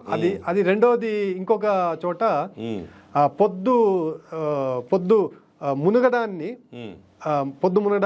ఇది కూడా ఒక శ్రీనివాస్ రెడ్డి అనే ఒక లెక్చరర్ ఉన్నారు. ఆయన అన్నారు, ఇంతవరకు తెలుగు సాహిత్యంలో పొద్దుని నల్ల కంబలతో పోల్చినటువంటి వాళ్ళే లేరు. పొద్దు అయితా ఉంది, చీకటి పడతా ఉంది అనే దాన్ని చీకటి పడుతుందనే దాన్ని రకరకాలుగా పోల్చారు కానీ చీకటి పడుతుందాన్ని పొద్దున నల్ల కంబలతో పోల్చినటువంటి వాళ్ళు లేనే లేరు. మొట్టమొదటి ఉపమానం ఇది అన్నారు. అందుకోసం ఈ ఉపమానాలన్నీ కూడా ఏంటంటే జీవితంలో ఆమె పక్కీరమ్మ అనేటువంటి ఒక స్త్రీ పాత్రకి ఆమె వర్ణనలు చూస్తే ఆమె పెదాలు చెనుగుబుడ్డులాగా ఉన్నట్టు, కళ్ళు చెనుగుబుడ్డులాగా ఉన్నట్టు, కళ్ళు, ముక్కు, అన్ని తర్వాత తొడలు అన్నిటిని చాలా గ్రామీణ పదజాలంతో వర్ణించావు. అవేంటంటే చాలా భిన్నంగా ఉంది. అవును, ప్రతి ఆ పాత్రలో ఉన్నటువంటి ఆమె చుట్టూ ఉన్నటువంటివే చెప్పాలి. ఒక రైతు కుటుంబాన్ని మనం వర్ణించేటప్పుడు ఆ రైతుకు సంబంధించినటువంటి ఒక స్త్రీ పాత్రను మనం వర్ణించేటప్పుడు ఆమె ఇంట్లో ఏం పరికరాలు ఉంటాయో వాటినే మనం ఆమెని వాళ్ళకి అవే తట్టాలి, అవే రాయాలి మనం. కరెక్ట్. ఒక హీరోయిన్ సొఫిస్టికేటెడ్ గా జీవితం గడిపేటానికి నాగల్ లాంటి ముక్కు, చెనుగుబుడ్లు లాంటి పెదాలు, కరివేపాకు విత్తనాలు లాంటి కళ్ళు, ఇవన్నీ ఏంటంటే అక్కడక్కడ దొరికేవన్నీ. చదివినప్పుడు చాలా కొత్తగా అనిపించింది, కాస్త అమ్యూజింగ్ గా కూడా అనిపించింది. ఎందుకంటే మామూలుగా మిగతా ప్రబంధ వర్ణంలో వాళ్ళు నాయకులను వర్ణించేదానికి దీనికి చాలా భిన్నంగా ఉంది. అది ఆ సోమన్ అనేవాడు నల్లగున్నాడని చెప్పేదానికి కూడా కరెక్ట్. అమావాస్య నాటి దొంగ, అమావాస్య అంటేనే చీకటి, ఆ చీకటి రోజు దొంగతనం చేసేవాని ముడ్డి కింద నలుపులా ఉన్నాడు అని చెప్పి రాశారు. ఆ వర్ణన కూడా ఏంటంటే ఇవన్నీ కూడా ఇంకో చోట ఆ బీరప్ప ఒక చోట పుట్టపర్తికి వెళ్ళేటప్పుడు వాని వస్త్రధారం చూసుకుంటాడు. వస్త్రధారం చూసుకున్నప్పుడు అందరూ పిల్లలు బాగుంటారు, వీడు అంతగా బాగున్నాడు, వీడు ఎప్పుడో వేసుకున్న నిక్కరు ఎప్పుడో చినిపోయినటువంటి అంగి వేసుకుంటాడు. చూసి వాడు అంగీకిను నిక్కర్కి వాడు ఊడిపోకుండా ఒక పిన్ని వేసుకొని ఉంటాడు. ఇదంతా చూసి జారిపోకుండా ఉన్నాడు. ఇది చూసినప్పుడు వాని భావన ఎట్లుంటుంది అంటే ఇంకో చోట కూడా ఈ సల్లాడాలు అనేది మర్చిపోయారు అందరు పదాలు. సరాయి, సల్లాడాలు, ఈ నిక్కరు, ప్యాంట్లు అనే పదాలు బొత్తిగా మర్చిపోయారు. నువ్వు వాడే ఉంది. నేను ప్రతిదీ రికార్డ్ చేశాను సార్, ఎందుకంటే వాని వేషధారణ చెప్పాలనుకున్నప్పుడు కొత్తగా ఏం చెప్తే బాగుంటుంది అనేటువంటి ఆలోచన. బీరప్ప వేషధారణ పుట్టపర్తికి వెళ్ళేటప్పుడు బస్సులో నిలబడుకుంటాడు. చుట్టూ పిల్లల్ని చూస్తే వాళ్ళు నీట్గా తలదూకొని ఆముదం పెట్టుకొని మంచి బట్టలు వేసుకొని బాగుంటారు. వీని రూపం చూసుకోవడానికి వీనికే చిరాగ్గా ఉంటుంది. వీని రూపాన్ని బాగలేదు, అట్లా ఉంది, ఇట్లా ఉంది, అధ్వానంగా ఉందని చెప్పడం బాగోదు. కాబట్టి వాడు ఎట్లున్నాడు అంటే కుళ్ళిన అరటిపండు మీద వాలడానికి కూడా చేతగాని కుంటి ఈగలాగా ఉన్నాడు అని చెప్పాను. పెద్ద కుళ్ళిన అరటిపండు మీద ఎవరైనా పశువులు కానీ ఈగలు కానీ వాళ్తాయి సహజం. అది కులినాటి పని మీద ఈగలు వాడడం సహజం. కానీ ఇది కుంటి ఈగ, ఇది దాని మీద కూడా వాడడానికి కావడం లేదు, శక్తి లేదు దీనికి. వీని వేషం అట్లా ఉంది అని చెప్పి అదే ఆ నిక్కర్కు పిన్ను పెట్టుకొని ఉంటాడు. అంతేకాదు, ఇంకో చోట ముత్యాలు 15 రోజులుగా కట్టుకున్న చిరుగుల చీర అని రాస్తాం. అంటే ఆ ఒక్క సెంటెన్స్ లో ఆవిడ 8 రోజులుగా స్నానం చేయలేకపోయింది, వేరే చీర లేకపోయింది, ఆవిడ ఎంత పేదరికం ఒక్క సెంటెన్స్ లో వచ్చేస్తుంది. అంతే sir, economy of words expression కి ఎంత అద్భుతంగా ఉంది. అది వాడు భర్త తెల్లారిందనే విషయాన్ని చినిగిపోయిన రగ్గుల చిల్లుల్లో నుంచి గమనిస్తాడు. కరెక్ట్ కరెక్ట్, చాలా బాగుంది. తర్వాత ఒకడేమో తల్లి చీర, పాత చీర కప్పుకొని ఒకడు పడుకుంటాడు, ఒకడు గోని సంచి కప్పుకొని పడుకుంటాడు పిల్లల్లో, ఇంకొకడేమో ముడుచుకొని పడుకుంటాడు. అంటే ఏంటంటే ఇంట్లో పరిస్థితులంతా మనం వాడు పేదవాడు అని చెప్పి డేర్గా చెప్పడం బదులు వాని జీవితాన్ని ఇట్లా చూపించేస్తే ఇంకా వాళ్ళకి అర్థమైపోతుంది. మంచి ప్రక్రియ. ఆ ఒక్క సెంటెన్స్ లో వాళ్ళ వేషధారణ గురించి చెప్పిన ఒక వాక్యంలో వాళ్ళ పేదరికము, వాళ్ళ ఇబ్బందులు అన్నీ వచ్చేస్తాయి. తర్వాత ఈ బీరన్ అనేవాడి గురించి క్లుప్తంగా వాడు ఎలా పైకి వస్తాడు ఏమి చెప్పి. అవును సార్, బీరప్ప అనేటువంటి వాడు చేతి వృత్తికి దూరం కావాలనేటువంటి ఉద్దేశంతో విధిలేని పరిస్థితుల్లో, అది కళ అని కొంతమంది అంటారు, ఆ కళ వెనకాల ఆ వృత్తిదారుడు పడేటువంటి ఇబ్బందులు ఎంత ఇబ్బందులు ఉంటాయంటే కళను నిలుపుకోలేడు, కంటిన్యూ చేయలేడు. కంటిన్యూ చేద్దాము అంటే ఆర్థిక ఇబ్బందులు, నిలుపుకోకపోతే సమాజం వాన్ని వేరే రకంగా చూస్తుంది. కాబట్టి ఈ రెండింటినీ, ఈ దారం తెగిపోయినా కూడా ఈ దారం తెగిపోకూడదు అనుకో. అంటే అటు జీవితాన్ని గడపాలా, ఇటు కళని కలుపుకోవాలా, కళని నిలుపుకోవాలా. ఈ రెండింటి మధ్య ఆ వృత్తిదారుడు పడేటువంటి ఇబ్బంది ఏమైతే ఉందో అది ఒక రకంగా మథనం చేపిస్తుంది అన్నమాట. ఇప్పుడు ఇంత ఇబ్బందులు పడే సమయంలో ఆ బీరప్ప అనేటువంటి పాత్ర ఏమైతే ఉందో ఆ పాత్ర చదువుకొని నేను ఈ స్థితిని మారాలనేటువంటి ఒక ఆలోచన వచ్చినప్పుడు ఈ చేతి వృత్తికి ఖచ్చితంగా నేను దూరం కావాలని చెప్పేసి చేతి వృత్తికి దూరం అయిపోయేసి చిన్నప్పుడు కేవలం ఆకలి అదమాయించుకోవడానికి స్కూల్లో మిడ్ డే మీల్స్ పెడతాడు, స్కూల్ వెళ్తాడు, కరెక్టా?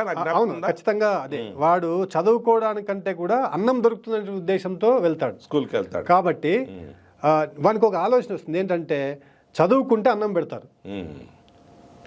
ఈ కుల వృత్తి అయినా కూడబెట్టకపోవచ్చాము కానీ చదువు కూడబెడుతుంది అనేటువంటి ఉద్దేశంతో బీరప్ప పాత్రను ఏం చేశానంటే ఊహాత్మకంగా అయినా కల్పనాత్మకంగా అయినా కూడా ఆ బీరప్పని పెట్టి వాడు చదువుకుంటే బువ్వ దొరుకుతుందనే ఉద్దేశంతో వాడు చదవడానికి ప్రయత్నం చేసి అలా అంచెలంచెలుగా చదువుకుంటూ వచ్చి ఒక పాఠశాల ఒక కాలేజీలో ఒక అధ్యాపకునిగా చేరి ఆ అధ్యాపకునిగా చేరి ఇది రియల్గా జరిగిందని కాదు, ఒక కల్పనతో సృష్టించి ఆ చదువుకున్నటువంటి వాడు ఉంటే ఈ కులవృత్తి చేసేటువంటి కుటుంబాలు ఏమైతే ఉన్నాయో ఆ కుటుంబాలు నిజంగా జరగలేదు అనుకుంటావు. ఇప్పుడు నీకు బీరప్ప కూడా చాలా పోలికలు ఉన్నాయి.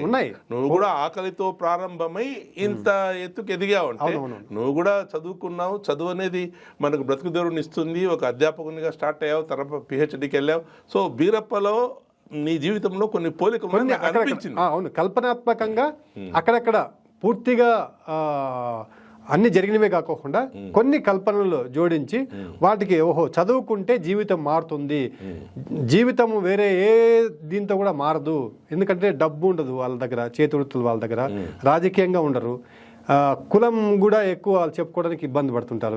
ఇవన్నిటినీ తప్పించుకొని మనం పైకి ఎదగాలన్నప్పుడు చదువు ఒకటే మార్గం అని చెప్పేసి అనుకుని ఆ చదువుకోవడానికి వాడు ఏ విధమైనటువంటి ఇబ్బందులు పడి చదువుకుని ఒక ఉన్నత స్థానానికి వెళ్తాడు, వాడు విశ్వవిద్యాలయంలో ఒక ఆచార్య స్థాయి వరకు వెళ్తాడనేటువంటి ఒక విషయాన్ని నేను ఇక్కడ తీసుకొని దీనికి ఒక అర్చన అనేటువంటి పాత్ర, ఒక స్త్రీ పాత్రని హీరోయిన్ పాత్రగా పెట్టి ఆమె ఇతని జీవితంలో ఏ విధంగా మార్పులు తీసుకొచ్చినటువంటి ఆమె అక్కడ లేదు.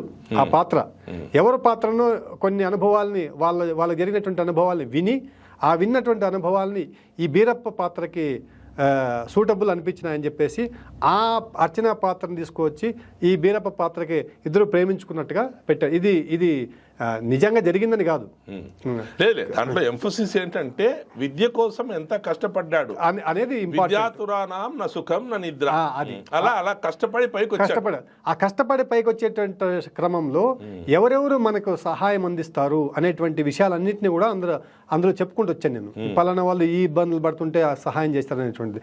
అందులో ఈ ఉత్పత్తి కులాల వాళ్ళకి ఈ ఉన్నత కులాలు అనేటువంటి భావించేటువంటి వాళ్ళు ఎవరైతే ఉన్నారో ఈ ఉన్నత కులాల వాళ్ళు ఒక చెయ్యి అందిస్తేనే వాడు పైకి వస్తాడనేటువంటి ఒక ఊహ కోసమే ఈ అర్చన పాత్రను సృష్టించాను. అక్కడే ఇంకొక చోట నేను చదివాను, నువ్వు అది కిలారికి ముందుగా రాసావా దీనికి ఏకదారం ముందుగా రాసావు. ప్రతిసారి అట్టడుగు వర్గాలకు అలా అన్యాయం జరిగింది, ఇలా అన్యాయం జరిగింది, అగ్రవర్ణాల వాళ్ళు ఇలా చేశారు అలా చేశారు ఒకరినొకరు మనం నిందించుకోవడం వల్ల ఏం జరగదు. కిలారిలో అందరూ కలిసి పని చేస్తేనే సమాజం ముందుకు పోయేది, మనమందరం పైకి వచ్చేది. అందువల్ల నా నవలలో అయినంత వరకు ఒక ప్రస్థానం, ఒక విజయవంతమైన ప్రస్థానాన్ని నేను చూపించేందుకు ప్రయత్నం చేస్తాను. ఇక్కడ కులాలు మతాలు అన్నటికంటే కూడా కృషి అన్నది ఎంత ముఖ్యమని రాశావు. ఖచ్చితంగా అద్భుతమైన సందేశం అది. కిలారిలో సార్, అది కిలారిలో చెప్పాను నేను. ఏంటంటే మనకు చాలా కథలు మూస దూరంతో వివక్ష వివక్ష వివక్ష అని రాసుకుంటూ వస్తారు. వివక్ష కూడా రూపం మార్చుకొని ఉంటుంది. ఆ మార్చుకున్న రూపాన్ని మనం పట్టుకోవాలి. పట్టుకోకుండా అంటరాని తన ముందు ఒకప్పుడు నీళ్ల కోసం చాలా కథలు వచ్చాయి, నీళ్ల గురించి. ఇనాక్ గారు కూడా ఊరబావి కథలు రాశారు, సభా గారు రాశారు, చాలా మంది కథలు నీళ్ల గురించి వచ్చాయి. ఇప్పుడు ఆ పరిస్థితి లేదు. కుళాయి తిప్పుకుంటే నీళ్ళు ఇంట్లోకి వస్తాయి. ఇప్పుడు కూడా నీళ్ళకి సంబంధించినటువంటి వివక్షకు సంబంధించింది రాస్తే వివక్ష రూపం మార్చుకుంది, వివక్ష లేదని నేను చెప్పడం మార్చుకుంది. ఆ రూపాన్ని మార్చుకున్నటువంటి దాన్ని కథల్లో తీసుకోవాలి. ఇప్పుడు మారుతున్న కాలంలో మారుతున్న భారతం, అంతే వివక్ష కూడా మారుతుంది. లేదని చెప్పడం అందరికీ వివక్షలు ఉంటాయి, ఏ కులమోనికైనా కూడా వివక్షలు ఉంటాయి. ఇప్పుడు మనం అగ్రవర్ణాలని భావించేటువంటి ఆధిపత్య కులాలలో కూడా వాళ్ళలో వాళ్ళకే వివక్షలు ఉంటాయి. అవును, అది కూడా రాస్తావు ఒకసారి. నేను డబ్బున్నప్పుడే మన కులం అంటారు కానీ డబ్బు లేనోడు ఏ కులమైనా పట్టించుకోరా, మన కులం అనేది అసలు లేనే లేదు. ఒక ముఖ్యమంత్రి స్థాయి దగ్గరికి పోయి నేను మీ కులం వాడు అంటే రానివాడు. కరెక్ట్, ఆ సమ ఉజ్జీనే మనం రాణిస్తాడు, అంతేగాని నేను మీ కులం వాడు అంటే రాణించాడు. కులం అనేది వివక్షకు ఒక సాకు, అంతే అంతకు మించి ఏం లేదు. ఇది గుంపగత్తు వ్యవహారం, హోల్సేల్ బిజినెస్. కులాలన్నింటినీ, కుల సంఘాలు మంచిదే, ఈ కుల సంఘాల్లో నిర్మించినటువంటి వాడు ఆశయం ఎట్లా ఉందో కూడా మనం రాజకీయాల్లో కులాలను సంఘటితం చేసేది కేవలం వాళ్ళ స్వార్థపరత్వానికే నేను కూడా నమ్ముతాను. అంతే అంతే అంతే అంత తప్ప మిగతాది ఉండదు. ఏమి జరగస్తారు ఇంకా అంతకు మించి. ఇప్పుడు కిలారి గురించి కూడా కాస్త చెప్పు. కిలారి నవల ఏంటంటే, ఈ కిలారి అనే పదమే కొత్త పదం. నేను మొదట శీర్షిక కిలారికి నిఘంటువుల్లో గొల్లవాడు అని అర్థం ఇస్తారు. పశువులు కానీ కాపాడి కిలారికి రకరకాల ఉపయోగాలు ఉన్నాయి. ఉపయోగంలో వేరే వేరే అర్థాలతో ఉపయోగిస్తాను. ఇది ఈ సిరికోన వాళ్ళు అమెరికా నుంచి ఒక నవల పోటీ అవును, సిరికోన వాక్స్థలి వాళ్ళు నవల స్పర్ధలో అది అలా నిర్వహించినప్పుడు నీ నవలకు ప్రైజ్ వచ్చిందని విని నేను చాలా సంతోషించాను. కానీ గంగిశెట్టి లక్ష్మీనారాయణ గారు, ఆయన ద్రావిడ విశ్వవిద్యాలయ కులపతి, నన్ను అదే పనిగా తీసుకెళ్ళి ఆ రోజు ఒక మీటింగ్లో సభ్యుడిగా నన్ను చేర్చి, సిరికోన వాక్సల్లో నన్ను సభ్యుడిగా చేర్చిన తర్వాత ఇది అనౌన్స్ చేస్తే చాలా సంతోషపడ్డాను. కానీ అతి తక్కువ కాలంలో ఆయన పాపం మరణించాడు. చాలా విచారం కలిగింది నాకు. నా పుస్తకానికే ముందు మాట రాసే ముందు అన్నారు, నాగశేషు ముందు మాట రాయించు నువ్వు అన్నారు. సార్ నాకు ముందు మాటల మీద అంత ఇది లేదు సార్, నాకు ఎవరు పైగా ఏకుదారం మీద ఏంటంటే అంత డీప్గా ఆ వృత్తి గురించి తెలిసినటువంటి వాళ్ళు లేకపోవడం వల్ల నేను రాయించలేదు. మరి నేనే రాస్తానులే అన్నారు. నాకు నెల సమయం ఇస్తామంటే నెలగా సార్ 3 నెలలు తీసుకుని మీరు ఆయన 2 రోజుల్లో రాసి పంపించారు. ఎందుకంటే అంతకుముందే బాగా రాశారు. అది ఎవరి జ్ఞాపకార్థం ఆ ప్రైజ్ వచ్చింది కిలారికి? ఇది సిరికోన వాళ్ళు రాంబొట్లు సరోజమ్మ. కరెక్ట్. జొన్నలగడ్డ రాంబొట్లు సరోజమ్మ వారి స్మరణార్థం వాళ్ళ అబ్బాయి ఇస్తుంటారు, జొన్నలగడ్డ సుబ్రహ్మణ్యం గారు. సో ఇది ఈ సుబ్రహ్మణ్యం గారు కూడా రాశారు. అవును, ఆయన రాశారు ఆయన కూడాను.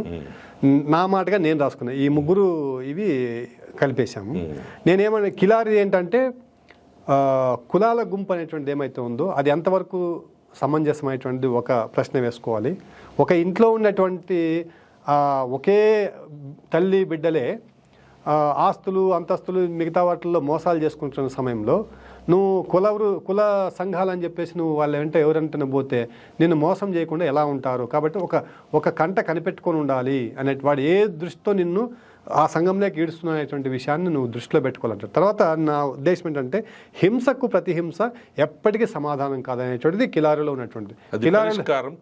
పరిష్కారం కాదు. నువ్వు ఎవడో నిన్ను చంపినానని చెప్పి నువ్వు మళ్ళీ డెవలప్ అయిన తర్వాత వచ్చి మళ్ళీ వాళ్ళని చంపడం అనేటువంటి ఏమైతే ఉందో అది మంచిది కాదనే ఉద్దేశం కోసం ఒక భూస్వామి ఒక గొర్రెల కాపరికి, ఒక పశువుల కాపరికి, ఒక మంగలి వృత్తివానికి, ఒక చాకలి వృత్తివానికి ఇబ్బందులు పెట్టినా కూడా అదే భూస్వామి మళ్ళీ ఇబ్బందుల్లో ఉన్నప్పుడు ఈ నలుగురు కలిసి ఆ భూస్వామికి సహాయపడి కొన్ని కష్టాల నుంచి బయటకు వేస్తారు. అంటే అన్నిటికీ మించింది సామరస్య జీవితం. షుగర్ అటాక్ అయ్యి వానికి కాలు తొడ భాగం వరకు తీసేయాలంటారు. ఆ సందర్భంలో వానికి డబ్బులుండవు. అంతవరకు నేను పలానా అని విర్రవీగేటువంటి ఆ క్యారెక్టరు వానికి డబ్బులు ఉండక ఆపరేషన్ చేయించుకోవడానికి ఇబ్బంది పడుతుంది. ఆయన కసిరి రెడ్డి అని ఆ పాత్ర ఇబ్బంది పడుతుంటే వీళ్ళు నలుగురు కలిసి మనం ఆ రోజు మనల్ని ఇబ్బంది పెట్టాడు, అయితే అది ఒక కాలం, ఆయనతో కావాలని చేయించలేదు, ఏదో జరిగిపోయింది. ఇప్పుడు మనం ఆయన్ని నువ్వు ఇలా అప్పుడున్నావు కాబట్టి అప్పుడు అలా చేసావు కాబట్టి నేను ఇలా తొక్కుతామనేటువంటి మంచిది కాదు. ఒక ఉదాత్తమైన మనిషికి కష్టాల్లో ఉన్నప్పుడే ఇతరుల సహాయం అవసరం అనే ఉద్దేశంతో ఒక రచయితగా నా బాధ్యతగా నేను ఏం చేస్తానంటే ఈ నలుగురు కలిసి మనకి సహాయం చేయించాను. వాడు డబ్బులు తీసుకోవడానికి వెనుక ముందు చూస్తుంటాడు. అప్పుడు అంటాడు, రెడ్డి డబ్బులు తీసుకో, ఈరోజు నా దగ్గరకు వచ్చినటువంటి డబ్బులు కానీ ఆ రోజు నువ్వు మా మీద దాడి చేసినటువంటి సమయం కానీ ఇవన్నీ కూడా ఏంటంటే కాలం. పక్షులు బాగున్నప్పుడు క్రిమికీటకాలు తింటాయి, క్రిమికీటకాలు పక్షి చనిపోయిన తర్వాత క్రిమికీటకాలు పక్షిని తినేస్తాయి. ఇవి రెండు కూడా ఏంటంటే కాలమహిమే కానీ మన మహిమ ఏంది లేదు. పక్షులు బాగున్నప్పుడు క్రిమికీటకాలు తిని బతుకుతాయి. ఈ పక్షి నేలబడిందంటే క్రిమికీటకాలే మళ్ళీ వీటిని చంపేస్తాయి, తినేస్తాయి. కాబట్టి నువ్వు ఇది ఏమి ఇబ్బంది పడవద్దు తీసుకో అని చెప్పేసి వాళ్ళకి హాస్పిటల్ అంతా చూపించి తీసుకొని పోయి ఊరు జరిపిస్తారు. వాళ్ళని గుడి కట్టాలనే ఉద్దేశంతో ఒక పెద్ద గుడి కట్టించిన తర్వాత ఆ సందులంటే కూడా తిరగడానికి ఇబ్బందిగా మైలబడ్డ కులాలని చెప్పి చూసేటువంటి ఆ ఊరు వాళ్ళని రెడ్ కార్పెట్ వేసి పూల వర్షం చల్లుకుంటూ వాళ్ళని ఊరికి పిలిపించి చెప్తారు, ఇప్పుడు మీరు విజయం సాధించినారు. కాబట్టి ఏంటంటే ఉన్న ఊర్లోనే ఇబ్బందులు పడుకుంటూ ఉండడం కంటే కూడా పట్టణానికి వెళ్ళి ఎంతో కొంత బాగుపడి తిరిగి నువ్వు ఊరికి సహాయం చేయి. ఊరంటే ఒక సమిష్టి జీవితం. నా రచనలన్నీ కూడా అట్లాగే ఉంటాయి. పల్లె అంటే ఏంటంటే ఒక సమిష్టి జీవన తత్వాన్ని గడిపేటువంటిది. ఆ సమిష్టి జీవన తత్వంలో ఏ కులము ముఖ్యం కాదు, అన్ని కులాలు ఉండాల్సిందే, అన్ని వృత్తుల వాళ్ళు ఉండాల్సిందే.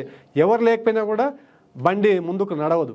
ఆ ఉద్దేశంతో కిలారి అనేటువంటి నవల పరస్పర సాన్నిహిత్యం, పరస్పరంగా ఆధారం.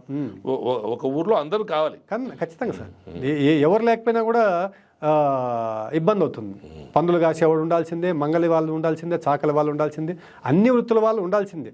వాళ్ళ మీద బతికేటువంటి కులాలు ఏవైతే ఉన్నాయో వాళ్ళని ఉపయోగించుకొని బతికేటువంటి వాళ్ళ కులాలు కూడా అట్లా ఆలోచన చేసి ఈ ఊర్లో ఈ చేతి వృత్తుల వాళ్ళందరూ కూడా ముఖ్యమైనటువంటి భావంతో వాళ్ళు చూసుకుంటే ఊరు ఇబ్బంది లేకుండా హాయిగా ఉంటుంది. అంతేగాని తక్కువ కులం వాడు, ఎక్కువ కులం వాడు, ఆ వృత్తి చేసేవాడు, ఈ వృత్తి చేసేటువంటి భేదభావాన్ని పెడితే అక్కడ ఇబ్బందులు అనేటువంటి తలెత్తుతాయి. కుల వ్యవస్థలో హెచ్చుతగ్గులు కాదు, ఎవరు ఏం చేయాలని ఒక నిర్వచనం అంతే, ఒక ఐడెంటిఫై ఉంటుంది. దాన్ని మనము ఏదో ఆసరాగా తీసుకొని వివక్ష చూపిస్తే ఊరు ముందుకు పోదు, దేశం ప్రగతి సాధించదు.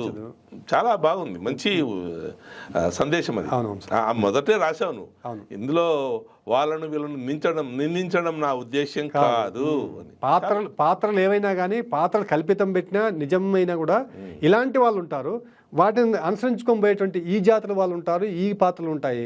ఇవన్నీ కూడా కలిసి సమాజంలో జీవించినప్పుడే ప్రగతి అనేటువంటిది సాధ్యం. కానీ నువ్వు అప్పుడు అలా చేసావు, నేను ఇప్పుడు నీకు అది చేస్తా అంటే ఇంకెక్కడుంటుంది సామరస్య జీవితం, ఎక్కడుంటుంది?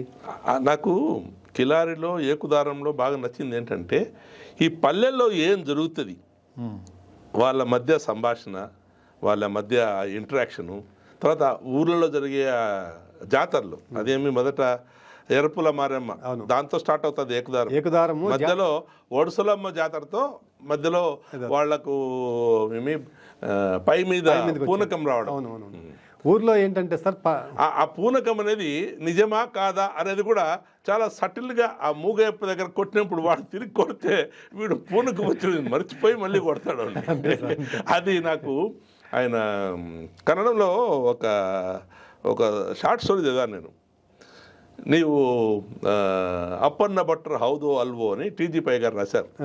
అందులో పూనకం వచ్చిన వ్యక్తిని ఒకడు తాగొచ్చినాడు, నువ్వు అప్పన్న బట్టర్ కావునా కదా చెప్పు అని నిలదీస్తాడు. అక్కడ వాడు నిర్ఘాంతపోయి దిగ్భ్రాంతితో చూస్తూ నిలిచిపోతాడు. అది స్టోరీ.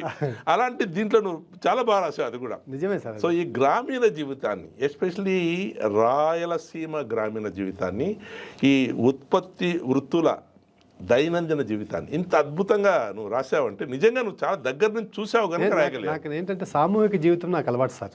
నేను నాకంటే పెద్దవాళ్ళతోనే స్నేహం చేసేవాడిని. వాళ్ళంతా ఏంటంటే ఎక్కడైనా కూర్చున్నప్పుడు అన్ని అనుభవాలు చెప్పేవాళ్ళు. వాళ్ళ జీవితానికి ముందు జరిగినవి, వాళ్ళ జీవితంలో జరిగినవి, సమకాలీనంగా జరిగినవి, ఇన్ని విషయాలు నాకు మేము మాట్లాడుకునేటప్పుడు రకరకాల జీవితాలు, వాళ్ళ అమాయకత్వాలు ఎక్కడైనా దొరికిపోయినటువంటి సందర్భంలో పడేటువంటి ఇబ్బందులు, వీటన్నిటిని నవ్వుకోవడానికి చెప్పేటువంటి కథలుగా చెప్పేవాళ్ళు. ఈ కథలన్నీ నేను బాగున్నాయి కదా అని చెప్పేసి నేను ఏకదారంలో వాడుకున్నాను. ఉన్నాయి ఆ కబోళ్ళ పొలంలో కథ చెప్తాడు. అవును, అందరు ఆడవాళ్ళు కోస్తూ ఉంటే కథ చెప్తే వాళ్ళంతా విని నవ్వుకుంటారు. అవన్నీ బహుశా నీ జీవితంలో చూసినట్టు కావచ్చు. అది కాకుండా నువ్వు అతి దగ్గరగా చూడడం వల్ల చాలా సహజంగా వర్ణించావు. తర్వాత నువ్వు నాకు ఇంకొక పుస్తకం ఇచ్చావు, బీరప్ప అని. అది నేను ఇంకా చదవలే, అందువల్ల నేను దాని గురించి నేనేం అడగలేను. ఈ బీరప్ప అనేది నాకు జ్ఞాపకం ఉన్నందుకు చారిత్రాత్మక నవల. అదేంటంటే బీరప్ప అనేటువంటిది మనకు ఒక బీరప్ప దేవుడు అనేవాడు ఉన్నాడు, కానీ చరిత్ర ఎక్కువగా ఆయన చరిత్ర ఎవరు రాయలేదు. కన్నడంలో ఆయన మీద 1000 పేజీల పాట ఒకటి ఉంది. 1000 పేజీల పాట అది వీరన్న దండే అనేటువంటి ఆయన ఎడిట్ చేశారు. సిద్ధప్ప మేటి అనేటువంటి ఒక కళాకారుడు పాడిన పాట 75 గంటల సేపు పాడాలి. ఆ పాటని 75 గంటల సేపు 92 క్యాసెట్లు అయింది. అది ఇంత పెద్ద వీరగాథ చక్రం మనకు కనపడదు, కానీ తెలియదు చాలా మందికి. నేనేం చేశానంటే ఆ వీరన్న దండే పుస్తకం పట్టుకొని కొంచెం కథను తీసుకొని దానికి చారిత్రకంగా ఇట్లా ఉంటుందనేటువంటి ఊహాత్మకంగా ఒక నవలగా తయారు చేశాను. చదవాలి, నేను చదివిన తర్వాత దాని గురించి మళ్ళీ మాట్లాడతాను మీతో. ఏకతారంలో కూడా 2-3 చోట్ల పాటలు వస్తాయి చాలా సహజంగా. అవన్నీ ఏంటంటే కూలీ వాళ్ళను, తర్వాత జానపదులు వాళ్ళకు ఏమీ వాళ్ళ హృదయాల్లో కల్మషం లేకుండా పాడుకునేటువంటి పాటలు. ఆ పాటలు నేనేం చేశానంటే అట్లాగే పెట్టుకున్నాను. అదేంటంటే ఏకుదారు ఎవరికి దగ్గర అవుతుందంటే ఆ జీవితం గడిపినటువంటి వాళ్ళకి ఒక 20-25 ఏళ్ల క్రితము ఏ విధమైనటువంటి కాలం ఉండేటువంటిది అనేటువంటిది చూసినటువంటి వాళ్ళకి బాగా హత్తుకుంటుంది. కొత్త జనరేషన్ అటువంటి వాళ్ళు సిటీలో ఉన్నటువంటి వాళ్ళు ఇవన్నీ ఉన్నాయా అనిపిస్తుంది. వాళ్ళకి గొంగడి అనేటువంటిది తెలియదు.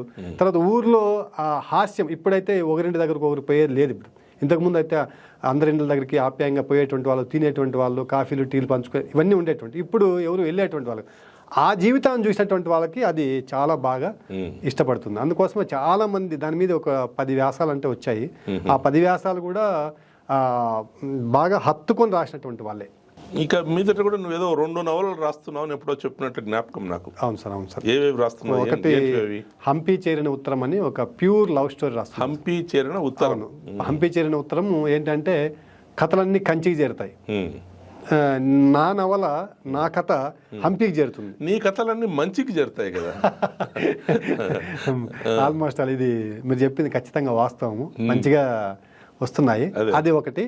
ఒక చారిత్రాత్మకమైనటువంటి ఒక స్టోరీ పెనుగొండని బేస్ చేసుకుని రాస్తున్నాను సార్. పెనుగొండని ఎవరు సొంతం చేసుకునే పోలేదు. హంపీకున్నంత ఇది అంటే పెనుగొండ లక్ష్మి అని పుట్టపర్తి నారాయణాచార్యులు గారు అప్పుడెప్పుడో ఒక ఇది రాశారు. పెనుగొండ అంటే మనకు వేరే వేరే రకంగా చూస్తారు కానీ అదే ఫ్యాక్షన్ అని అట్లా ఇట్లా అంటారు కానీ సాహిత్యానికి అది ఒక పెద్ద ఒక ఆధారం. అది ఒక మూల వస్తువుగా ఉన్నటువంటి పట్టణం అది. అట్లాంటి పెనుగొండని ఎవరు కూడా మాది అని సొంతం చేసుకునేటువంటి దీనికి ఎవరు సాహసం చేయలేదు.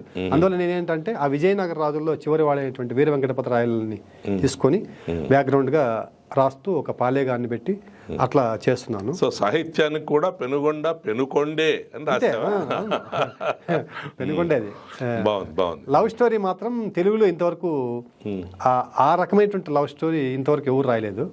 కానీ చూద్దాం, వచ్చిన తర్వాత పాఠకులు చదివి చెప్పాలి. ఇప్పుడు అంటే నా ఏకుదారం గురించి కానీ కిలారి గురించి కానీ నేను ఒక న్యాయ నిర్ణేతగా చూడ్డంలే. అవును, నేను చదివినప్పుడు నాకేమనిపిస్తుంది, ఒక గ్రామీణ ఇతివృత్తాన్ని ఎంత చాలా దగ్గరగా నువ్వు దాన్ని ప్రజెంట్ చేయగలిగావు, దీన్ని మాత్రమే చూస్తున్నాను. అంతేనండి. అక్కడక్కడ కొన్ని కస్వర్డ్స్ వస్తాయి అందులో, అంటే ఏమంటారు భూత పదాలు కూడా వచ్చాయి యుక్తారంలో.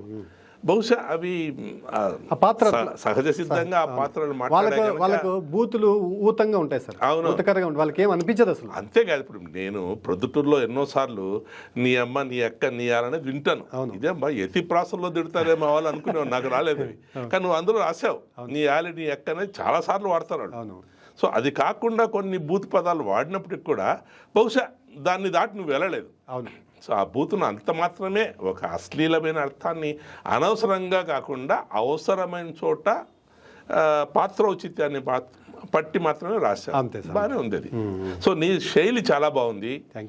నువ్వు రాసిన సహజమైన ఆ వర్ణనలు, ఆ సామెతలు అవన్నీ చాలా బాగున్నాయి. ఒకే ఒక సెంటెన్స్లో నువ్వు ఎంత విషయాన్ని క్లుప్తంగా చెప్పగలిగావో అవన్నీ చేశావు. సో నువ్వు ఇంకా మంచి మంచి నవలలు, మంచి మంచి ఇతివృత్తాలు తీసుకొని రాయాలని నా ఆకాంక్ష. తప్పకుండా సార్, తప్పకుండా. ఇంతటి మంచి రచయిత మనకు మరిన్ని మంచి కథలతో ఇతివృత్తాలతో మన ముందుకు రావాలని చాలామందికి నాగశేషు స్ఫూర్తి. అంతెందుకు నన్ను కూడా ఇంకా పై చదువులు చదవమని ఉత్తేజాన్ని ఇచ్చింది నాగశేషే. అందువల్ల ఈ నవలాకారుడు, ఈ రచయిత మరింత ముందుకెళ్ళాలని, మరిన్ని మంచి కథలు నవలలు మనకు తను రాసి తను మనకు అందించాలని ఆకాంక్షిస్తూ, నాగశేషు ఇక్కడ వచ్చి మాతో మాట్లాడడానికి thanks, very many thanks. Thank you sir. నా కోసం సమయం కేటాయించడమే కాకుండా నవలలో అనేకమైనటువంటి విషయాలు మీరు వెలికి తీశారు. వాటన్నిటిని నాకు చెప్పడానికి అవకాశం వచ్చింది, లేకపోతే నాకు అవకాశం వచ్చినది కాదు. అట్లాగే ఈ 3TV యాజమాన్యం వారికి, 3TV ప్రేక్షకులకి, వారందరికీ కూడా, మీకు అందరికీ కూడా రుణపడి ఉంటాను. హృదయపూర్వక ధన్యవాదాలు సార్. నమస్తే రాజేష్. Thank you. నమస్కారం.